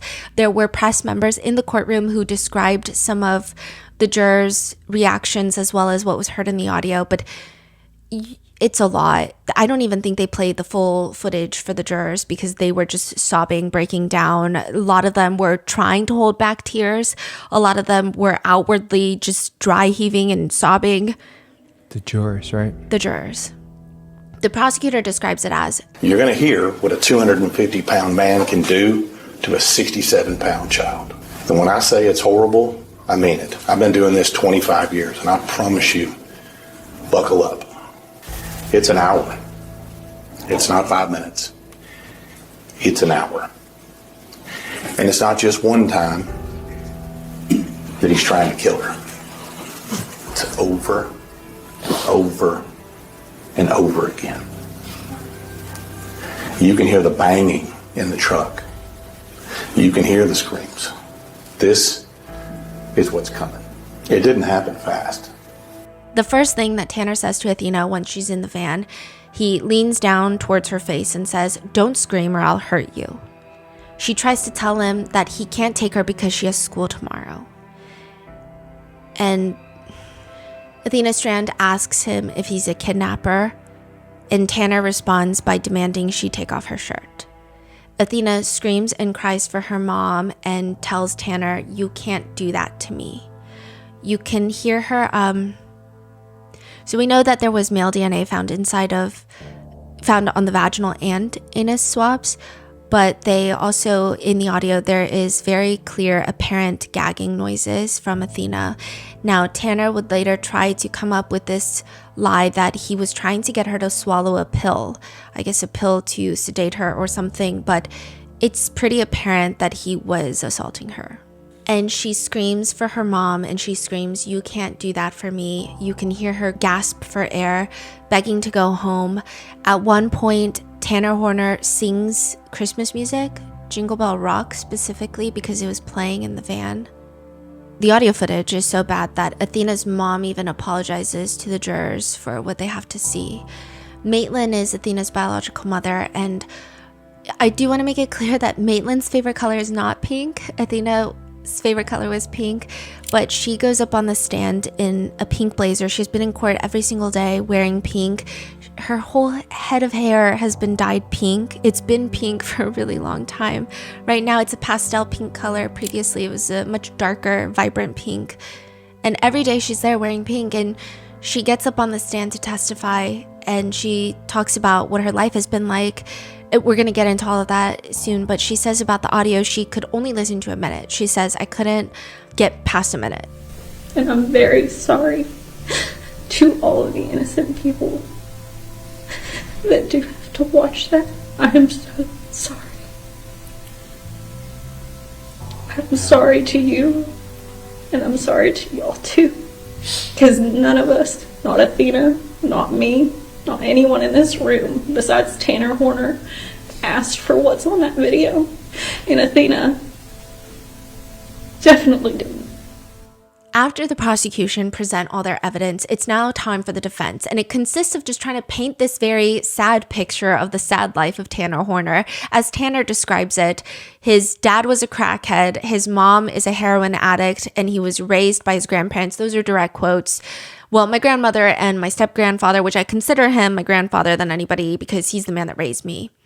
He says for his childhood, his dad was in and out of prison, and his mom was also in and out of jail constantly. And the part that really gets me is he says, because now he's in jail. He says, "I actually worked on this, when my mom and my grandmother come to see me, I actually worked on this clever line." Oh, how the tables have turned. Because now he's the one in jail. But he says that he's glad that his grandparents raised him because, quote, "I'm glad they did, because I wouldn't be the kind of person that literally buys fucking homeless people food." The defense brings up his rough upbringing. They also bring up the fact that he's autistic. People that know Tanner say that he made it his whole personality, that he is autistic. He threw it out there in every conversation, but not in the sense of, "Oh, I'm trying to connect with people," or "I'm trying to describe why I may behave in certain ways that a neurotypical person would not." It's not like that. It's not like, "Oh, I'm trying to connect with someone. Maybe you have certain things that you do that you could relate to." It's not like that. It's just to justify things. That's what people say. It's like he's always justifying an action or mistake or straight up wrongdoings by saying that he's autistic. In his mind, because he's on the spectrum, he can do no wrong.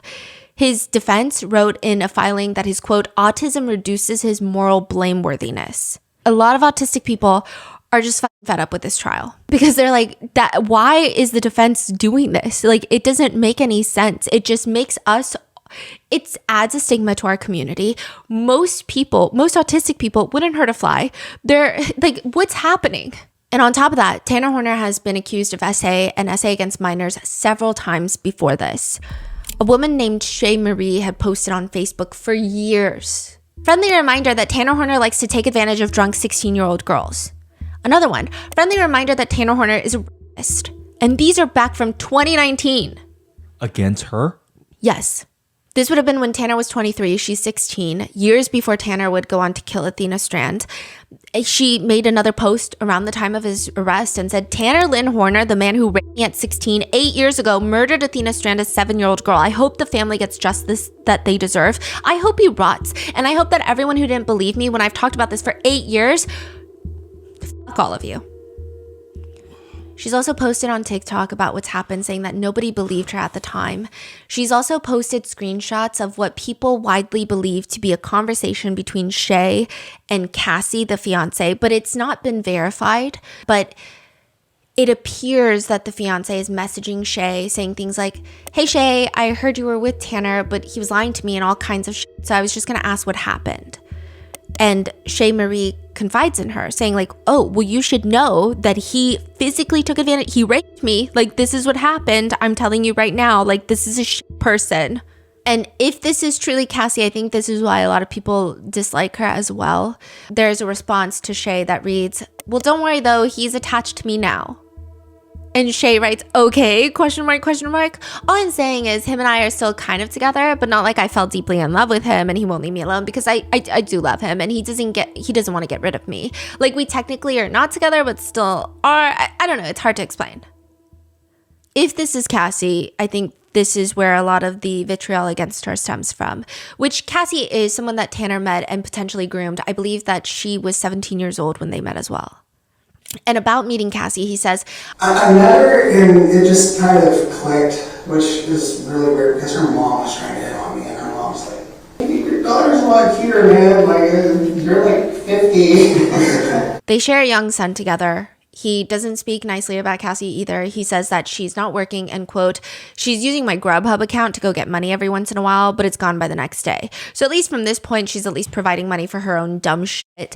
Dude, she will go and do Grubhub to order Grubhub later. Like, gotta love that girl, but so dumb. He also complains about how people think he's dumb, but he's actually a lot smarter than people think. Before his arrest in the Athena Strand case, he was charged with 3 counts of SA of a child dating back to 2013. 2 separate women have testified in court thus far that Tanner Horner raped them when they were both minors. And while now it's the defense's turn to try and make a compelling argument for mitigating factors of why he should not be killed by the state, there's a lot of things that we do need to keep in mind. Like the fact that during the interrogation, the lead detective is telling him when they find Athena, they're going to have a medical examiner look at Athena's body. They're going to know a lot of things. So we're going to know, we're going to be able to essentially corroborate what you're telling us now. So is there anything else we're going to find out? Because I don't want you to lie to me. So tell us what we need to know. And he's like, no, sir. Okay, so I think I know what you're about to ask. And no, I didn't. You're going to ask if I said sold her and I did not. So everything's going to tell me that you didn't say. And again, this is the argument that people are so upset by, because if someone in their right mind who genuinely did not assault someone, they would be offended. They would try to defend their character of like, no, of course not, because of A, B, C, and D. I'm not that type of person, A, B, C, and D. But his response is, with my medication now, I don't even really have much of a libido. Okay. Like my fiance, I'll even tell you that it kind of pisses her off most of the time. He gives the same excuse to his mother when she calls him in jail. And there's a lot of jailhouse calls that are being played during the trial. And it's just a whole lot of complaining. Even to the detectives, he complained that being in jail is a lot of stress because... Need some more water? Yeah. Sorry. I think it's more stress than anything. That, and I have to, like, when I ask people for water while I'm in that padded cell, I'm sitting there waiting for, like... When I'm sitting there asking people for water, like, everybody there looks at me like I'm a monster. Which, understandably so, given the circumstance. What's his parents' attitude? His mom testified, and it was, I think a lot of people have limited sympathy for the mom. So just judging by her testimony, it seems that she had a very rough life. And she was dealt a lot of shit cards as well. There is this point in the testimony, though, where she says that she wants to tear his fucking eyes out because of what he did to the little girl. Are you angry with him? I'm so mad at him. I want to just tear his ass out. And she's very emotional. So it seems that she's not one of those moms that's like, my son could never. However, there is this one point that she describes that that's not the son she knows, which a lot of people had problems with that wording.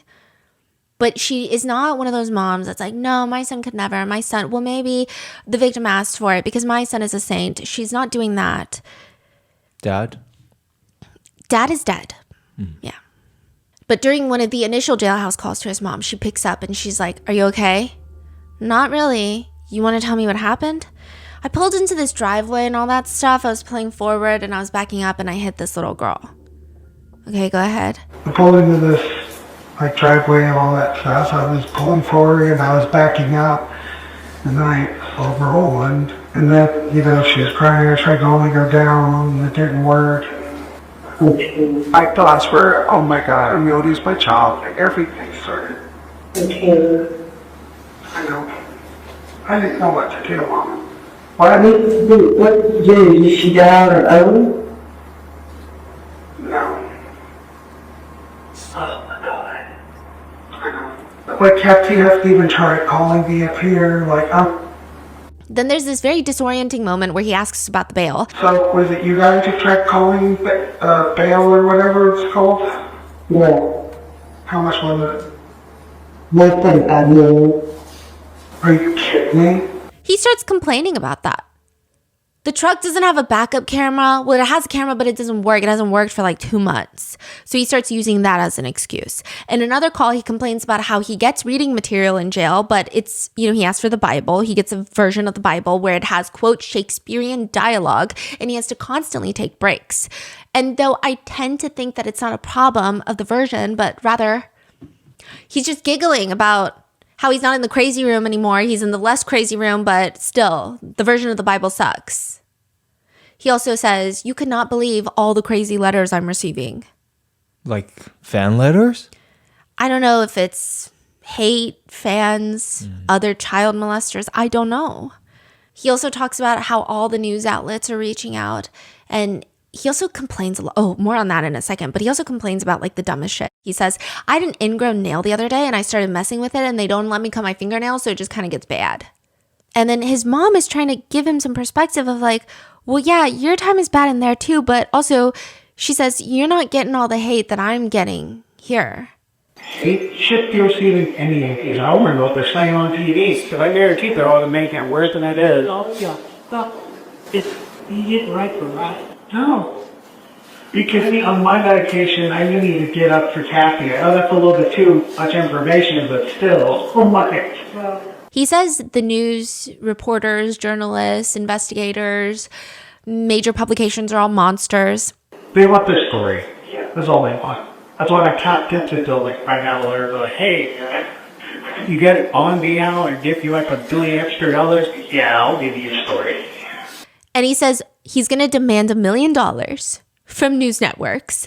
And with that $1 million, he's going to get his baby a nice house, fix up his mom's house, and then give the leftovers to the family. Athena Strand's family. He says, give the leftovers. His mom tries to comfort him in jail. And again, I think this is why people have limited sympathy for her, but she's saying things like, the people that know you're not that kind of person. I'm sorry for you. And he says, I don't want people to be sorry for me. This was like next to Dexter, dude. Just looked at me with this hate filled rage in his eyes. Apparently, they might keep me from the general population. I'm a bit of an introvert, so it's not a big deal. And she's just like, okay, well, I just want you to know that many people are concerned about you. These are people you need to set my attorney's way. He needs many character witnesses. So these are court-appointed attorneys, so it's hard to, yeah. He's proud about that, huh? Yeah. He's actually working his ass off right now, as far as I'm concerned. And I just imagine the attorneys hating their lives sitting next to him. I can sense it on the cameras. But hey, do not take toilets for granted. Sometimes I can't even have a toilet. He also says things like, I'm pretty sure everybody knows, according to my attorney yesterday, this is literally like national news. It's not like Texas news, it's national. I always wanted to be hanged, but not like this shit. He says, I feel bad for the family. I miss my son. I miss my son before I even got arrested. He complains about one of the guards saying, she just literally hates me. It's not professional. She's an older lady. Ironically, her last name is Collard. Ironic because I tried collard greens for the first time when I was in here, by the way. Oh my God, it's so good. I'm like, oh man, I'm actually going to be able to poop. What's going on? He's like what's He going just on? he He thinks doesn't care about anyone else but him. He thinks that if he says something was a mistake, everyone should forgive him and baby him for finding himself in this situation. there's no, yeah. He complains about how he had to eat applesauce paired with something that wasn't good, but at least he gets reading material. Again, quote, I'm just glad I'm getting some reading material from the library because holy crap, I need to put my head in a good fantasy book. He does want someone, however, to send him a meditation book because, quote, it helps when I'm having an anxiety attack because being stuck in a box, you're going to end up getting a little bit of anxiety. When I start getting that anxiety, I'll sit down, meditate, try to block out everything, relax. It helps. He also wants manga, Dragon Ball Z manga. And when this part is played out in court where he talks to his family about wanting them to send manga, he laughs into his hand, like he chuckles as if like, oh my God, look at me being so quirky. There were envelopes found in Tanner Horner's jail cell, and all of them were titled. So one of them is for Athena's family. One of them is detectives only. One of them is Legacy Church, and one of them is for Cassie. He had these all sprayed out. And this is where I say the timeline gets very confusing. So at first when he is talking about what happened, he's like, I don't know what happened. I'm just as sad as everybody else. I'm a father. And then he's like, oh yeah, I did deliver a package. Well, no, he says, I don't remember delivering a package. Then it goes to, I did deliver a package. I saw a man with a green van. And then it goes to, I backed up into her and she was dead. Then it goes to, I backed up into her, she was alive. And then Zero took over. And then now back in jail, he's like, actually, I'm getting framed. That's where the letter comes from. And I'm going to read you all the letters, okay? But to the one to Athena's family, it reads, to Athena's family, I wanted to start off by saying how sorry I am about Athena. The entire time I've known my legal counsel, they've continued to tell me how I don't need to apologize. I shouldn't apologize until the trial. I don't think this is true, and frankly, I can't hold it in any longer. I've done a terrible thing to your family, and I'm sorry. I can't tell you how many countless nights I've stayed awake, unable to sleep. I pray for all of you. So many were affected by my breakdown, not just your family, but my own as well. You'll never get to see your baby girl grow up, and I'm sorry. Now, my son is going to grow up without his father and protector. I owe it to you to explain where my mind is at. Let me start by saying that I have Asperger's syndrome. In other words, I'm on the autism spectrum. I don't do well with change or things that are unpredictable in nature. When I first started as a driver at FedEx, I was given a singular route, and that route wouldn't change for a while. After a bit, my employer started making random changes in my route, avoid adding stuff from other routes so they could make more money. I don't do well with change. Again, I can have meltdowns when unexpected changes to my daily route happened. It was bad one day. I started to have suicidal episodes. I had to leave early that day or I was going to walk myself onto oncoming traffic. The only thing that stopped me was thinking of my son growing up without his father. So I took off for a week and sought out help. I got put on medication, and a week later I was back at work. I've let my employers know how I needed to keep a consistent routine and I wouldn't have any issues. However, I was ignored. When I returned, they did the opposite of what was good for someone like me. They put me on as a floater. They put me on a different route every day, every time. I reminded them that I needed to be on a routine, and it was like it would go in one ear and out the other. My mental health started to steadily get worse because of it. I couldn't just quit either. I had a son and I had to take care of him. Then on top of that, certain aspects of my home life started to fall apart as well. I guess they got sick of me constantly telling them that I needed consistency because they sold me off to another company without having any say in the matter. In hindsight, I'm starting to think that they were attempting to get me to quit, which in retrospect was kind of scummy. After a while, with the new contract I started with Big Top Spin, my life started to kind of fall back into place. I got a car again, but I was consistently stressed and had multiple minor meltdowns because even the new company had no regard for my mental health because they still refused to put me on a consistent route. The holidays came and my stress only multiplied. They forced everyone to work 6 days. 6 days as volume got higher and higher, and it was all the wrong place and the wrong time. I'm sorry I allowed my mental state to be unstable. I'm sorry I took away your little angel from you. She didn't deserve it. You all didn't deserve it. My son didn't deserve to lose his father. My mother didn't deserve to lose her son. My fiance didn't deserve to have her wedding day stripped from her. I pray that my death eases your suffering in some way. The only thing I can think of is for forgiveness and for you to remember my son and show him some grace and mercy, for he no longer has his father. I love you all, and I'm sorry, Tanner Horner. What do you mean I love you all? Mm-hmm. That also pisses me off. Everything about this letter pisses me off, but the I love you all. So what are these letters intended for? Like, he just wrote it. He wanted to... He did try to self-exit in jail. Okay. But I don't know if it was a full-hearted attempt. These letters are insulting, right? Only putting salt on the wound even more. I feel like and I never say this because... Okay. But I think that his self-exit in these letters was performative at best. It's just the most empty attempt at appearing remorseful. Because even previously, during the interviews when he was requesting to take a month for his son, they keep trying to bring him back to, as a parent, because you keep mentioning you're a parent, my question to you was, if Athena's parents were here, put yourself in their shoes for a minute, what would you say to them? I don't know what I would say. I mean, would you apologize to him? Would you explain why you did this? Or, I don't know what I would say. I would be speechless. No one deserved any of this. And it almost seems like he's counting himself as no one. The defense attorney during cross for the lead detective says, but you would agree with me that he told you several times that he felt bad about what happened and expressed, he may not have said, I feel bad, but he expressed his emotions about what happened. And the detective leans into the mic in court during the trial and says, yes, ma'am, I did not believe him. Ranger Espinosa, you also recognized that Tanner was being remorseful as well, didn't you? No, ma'am. You don't recall telling him, I see remorse in you, I see regret in you? That is part of an interview tack in order to maintain rapport. Later on, they also bring up the Google searches that were made. Okay, so there is a search that he was looking at a 3-circle Venn diagram for the 3 things being autism, Catholicism, and nerd shit.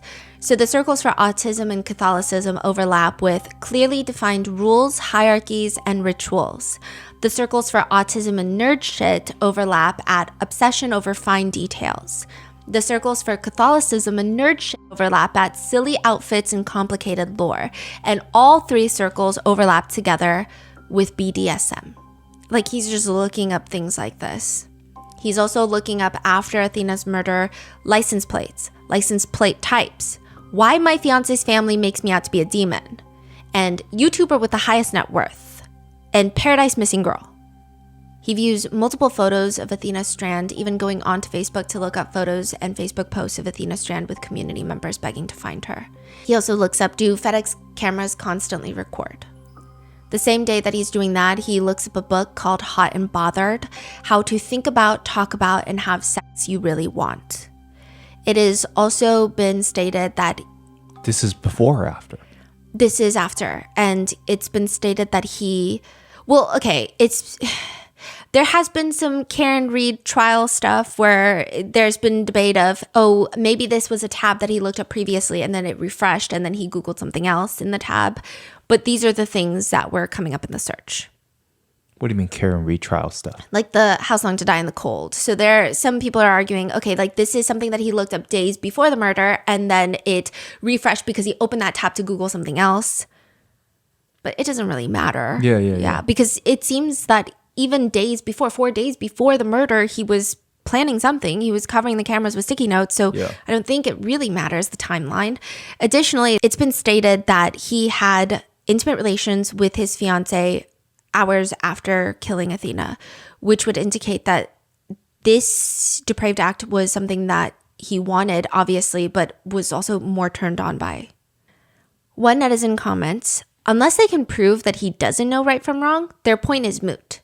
Which that's not what's happening. So this is not, they're not trying to say that he knows right from, well, not knowing right from wrong is more in tune with like the insanity plea, but this is the sentencing. So they're not saying that he doesn't know right from wrong. They're just saying that these are mitigating factors of why the state should not kill him.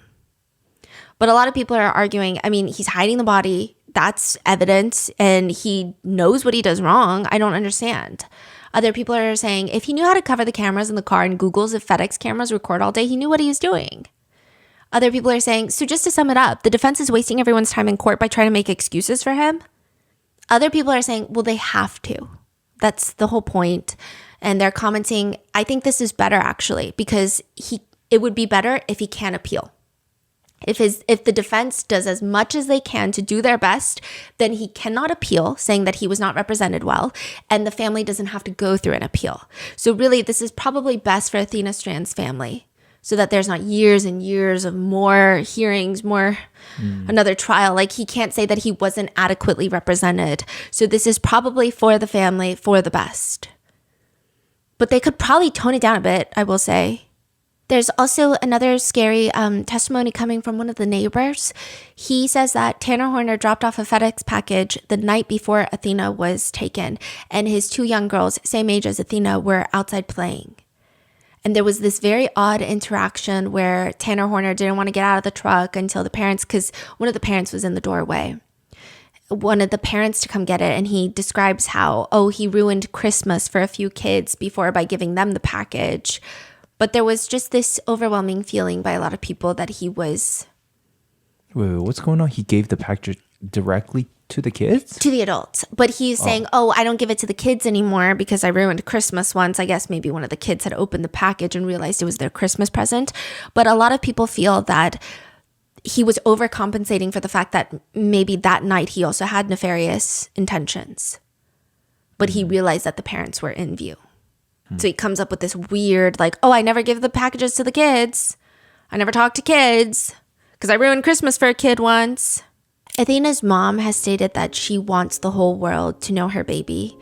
And I think that she has done, I hate that she's in that position, but I think that she's done a really good job of being able to give people the feeling of who Athena was. And she describes it as, there's a lot of interesting things about Athena. She loves pink and she loves Rapunzel, but also she wants to be like her Viking dad. Her favorite movie is Frozen, but she also loves to just get in the mud and dig for the biggest worm that she can find. And it's just the way that everybody talks about Athena, I think the prosecutors point out it's sad that everything has to be in past tense, but you could just tell everyone loved her. She did recently, not recently, but prior to her death, she did get in trouble for smacking a kid on the bus with a water bottle. And Athena's mom testified and she said, "Mommy did teach her no means no." And the prosecutors are like, so she's independent? Yeah, she gets that from me. And strong? Physically, she gets that from her father. She was the perfect mixture of me and Jacob. And I think that goes to show they're not even together. They were co-parenting really well. She loved to wear her pretty princess dresses, but at the same time, she would play in the dirt in those same pretty princess dresses. And she was free and she was wild and she was bright and she was loving. She wanted to be loved and to give love, and that's it. It was very common for her to want to do anything outdoors with her father, so long as her father was around. She watched him butcher animals. She watched him clear property. As long as Daddy was around, she was great with being dirty and being outside. She has a little sister, and Athena's mom says, I didn't know how to tell her little sister. I didn't know how to tell her, and I didn't think I was strong enough to tell her.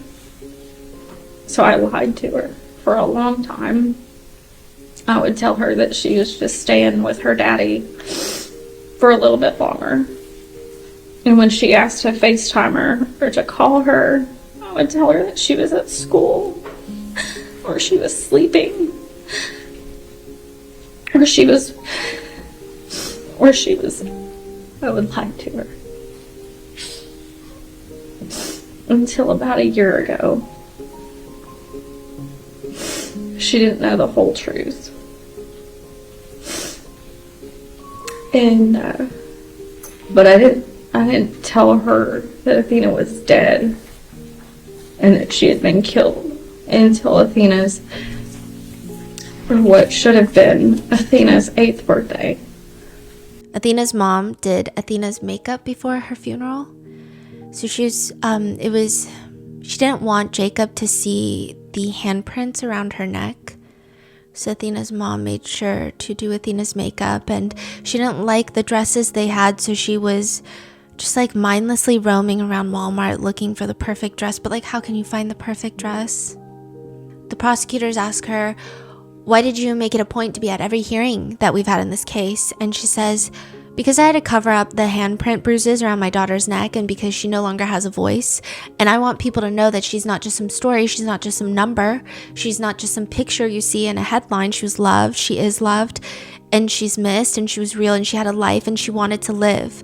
And no one can take that from her. Not a single person can take that from her, and I will be her face, and I will be her voice, and I will make sure every person in the world knows.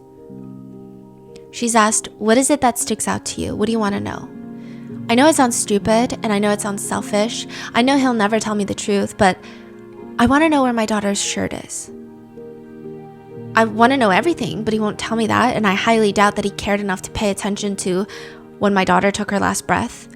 Because I brought her into this world, and I know when she took her first. I was there for that. I was there when she took her first steps and she said her first word, but I wasn't there when she took her last. So I want to know where her shirt is, maybe because maybe he could give me that much grace. Athena's mom, Ashley, also testified. She says her favorite picture of Athena is, she's very much an outdoorsy kid, and it's she's about 5 years old in this picture, and her and Alice had been playing outside in the mud all day long, and she comes up to me and she's holding this gross little worm in her hand. She's covered in mud, I mean head to toe. It's all over her face, and she's so excited to have this little worm. That's my favorite picture of her. Ashley and Jacob divorced after Athena's murder. Ashley states that definitely this played a huge role in their separation. She says that it didn't just alter their marriage, but it fundamentally impacted her. I'm not the same. I don't trust anybody. I can't. You're just not okay after something like that. Even my 5-year-old says stuff. And her other daughter, Ashley's daughter, she says, she lost her sister in the most horrific way. Even if a delivery driver just drives down the driveway and she's outside, she runs inside and hides. It's affected her school, it's affected her friends, it's affected her in general. She has nightmares. Jacob, Athena's dad, also testified, and his body language and demeanor just looks defeated the whole time, and he just keeps saying that he couldn't protect his daughter. I wasn't there to protect them like I should be. Like a father's role. And even all the little kids in Athena's classroom, Miss Thompson, she testified during the trial, her teacher, and she said that it was really hard. A lot of the kids, this is her quote, some knew that something wasn't right, but everyone knew that she wasn't there, and I was having to count her absent when she was missing. And a lot of the kids, you could just tell that they were anxious, like they were worried, they knew something was wrong. And once they found Athena's body, she said that it was nearly impossible to go back to work that next Monday, but she had to because, quote, because I knew that the rest of my class needed their teacher and they needed someone to love them and support them and help them walk through this. We have a crisis team, which includes local counselors within our district, people from local churches. They come in to talk and support kids. We read off a script of letting them know that their classmate is no longer there. We do activities to try to help them begin the grieving process. There's just a lot going on, like just trying to help kids cope and learn. Like this is a big thing for them at 6 and 7 years old to have to walk through. And so there's just a lot of counseling, guidance, and support that is happening. She and her husband created a mailbox to put outside the classroom so the students could write letters to Athena and place them in the mailbox to help them process. There were over 100 letters placed in the mailbox. And she's asked about how this has altered her life as well. And she says, when I look at my life and career, it looks very different. Every day I hug my kids as they walk out the door and I tell them I love them. But now every day when I do that, and for the rest of my teaching career, I have to think about, what if they don't come back tomorrow? I have been through hours of therapy, trying to heal from this. I have lost 2 other students back to back with this tragedy, but this has hit me the hardest. It has forever changed my life, forever changed how I teach my kids. One of the biggest moments of struggle for me was one day I had a little girl. She came out into the hall. This was about 3 months after everything. And she was crying. And she sat down and she said, Miss Thompson, I really miss Athena, but I'm afraid that this is going to happen to me too. She says, even now, there are several kids who are now in the 4th grade and they're still having outside counselors. Several students are afraid to sleep in their own bed and will not play in the yards, in their own front yard. Athena's case took over Texas. People had pink out days. Water towers, city official buildings, homes were all decorated with pink lights. And it actually kickstarted a lot of delivery drivers putting pink bows on their trucks to show support. And there was a whole trend online of, your babies are safe with us on our route. And Mattel, the company, the creator of Barbie, they did a huge donation with Athena Strand's family because that was what Athena had gotten for Christmas, and that was what was left on their porch that day. Mr. Horner, if you'd stand, please. It's the order of the court that you, Tanner Lynn Horner, has been adjudged to be guilty of the offense of capital murder as found by the jury. Jury having answered the special issues making it mandatory that your punishment be death, it is therefore the order of this court that your punishment be death. Before the hour of sunrise on a date to be determined by this court, you will be caused to die in accordance with the rules and regulations established by the Texas Department of Criminal Justice until you, said Tanner Horner, are dead. The clerk of this court shall issue a death warrant in accordance with this sentence. I will sign this death sentence as required by law.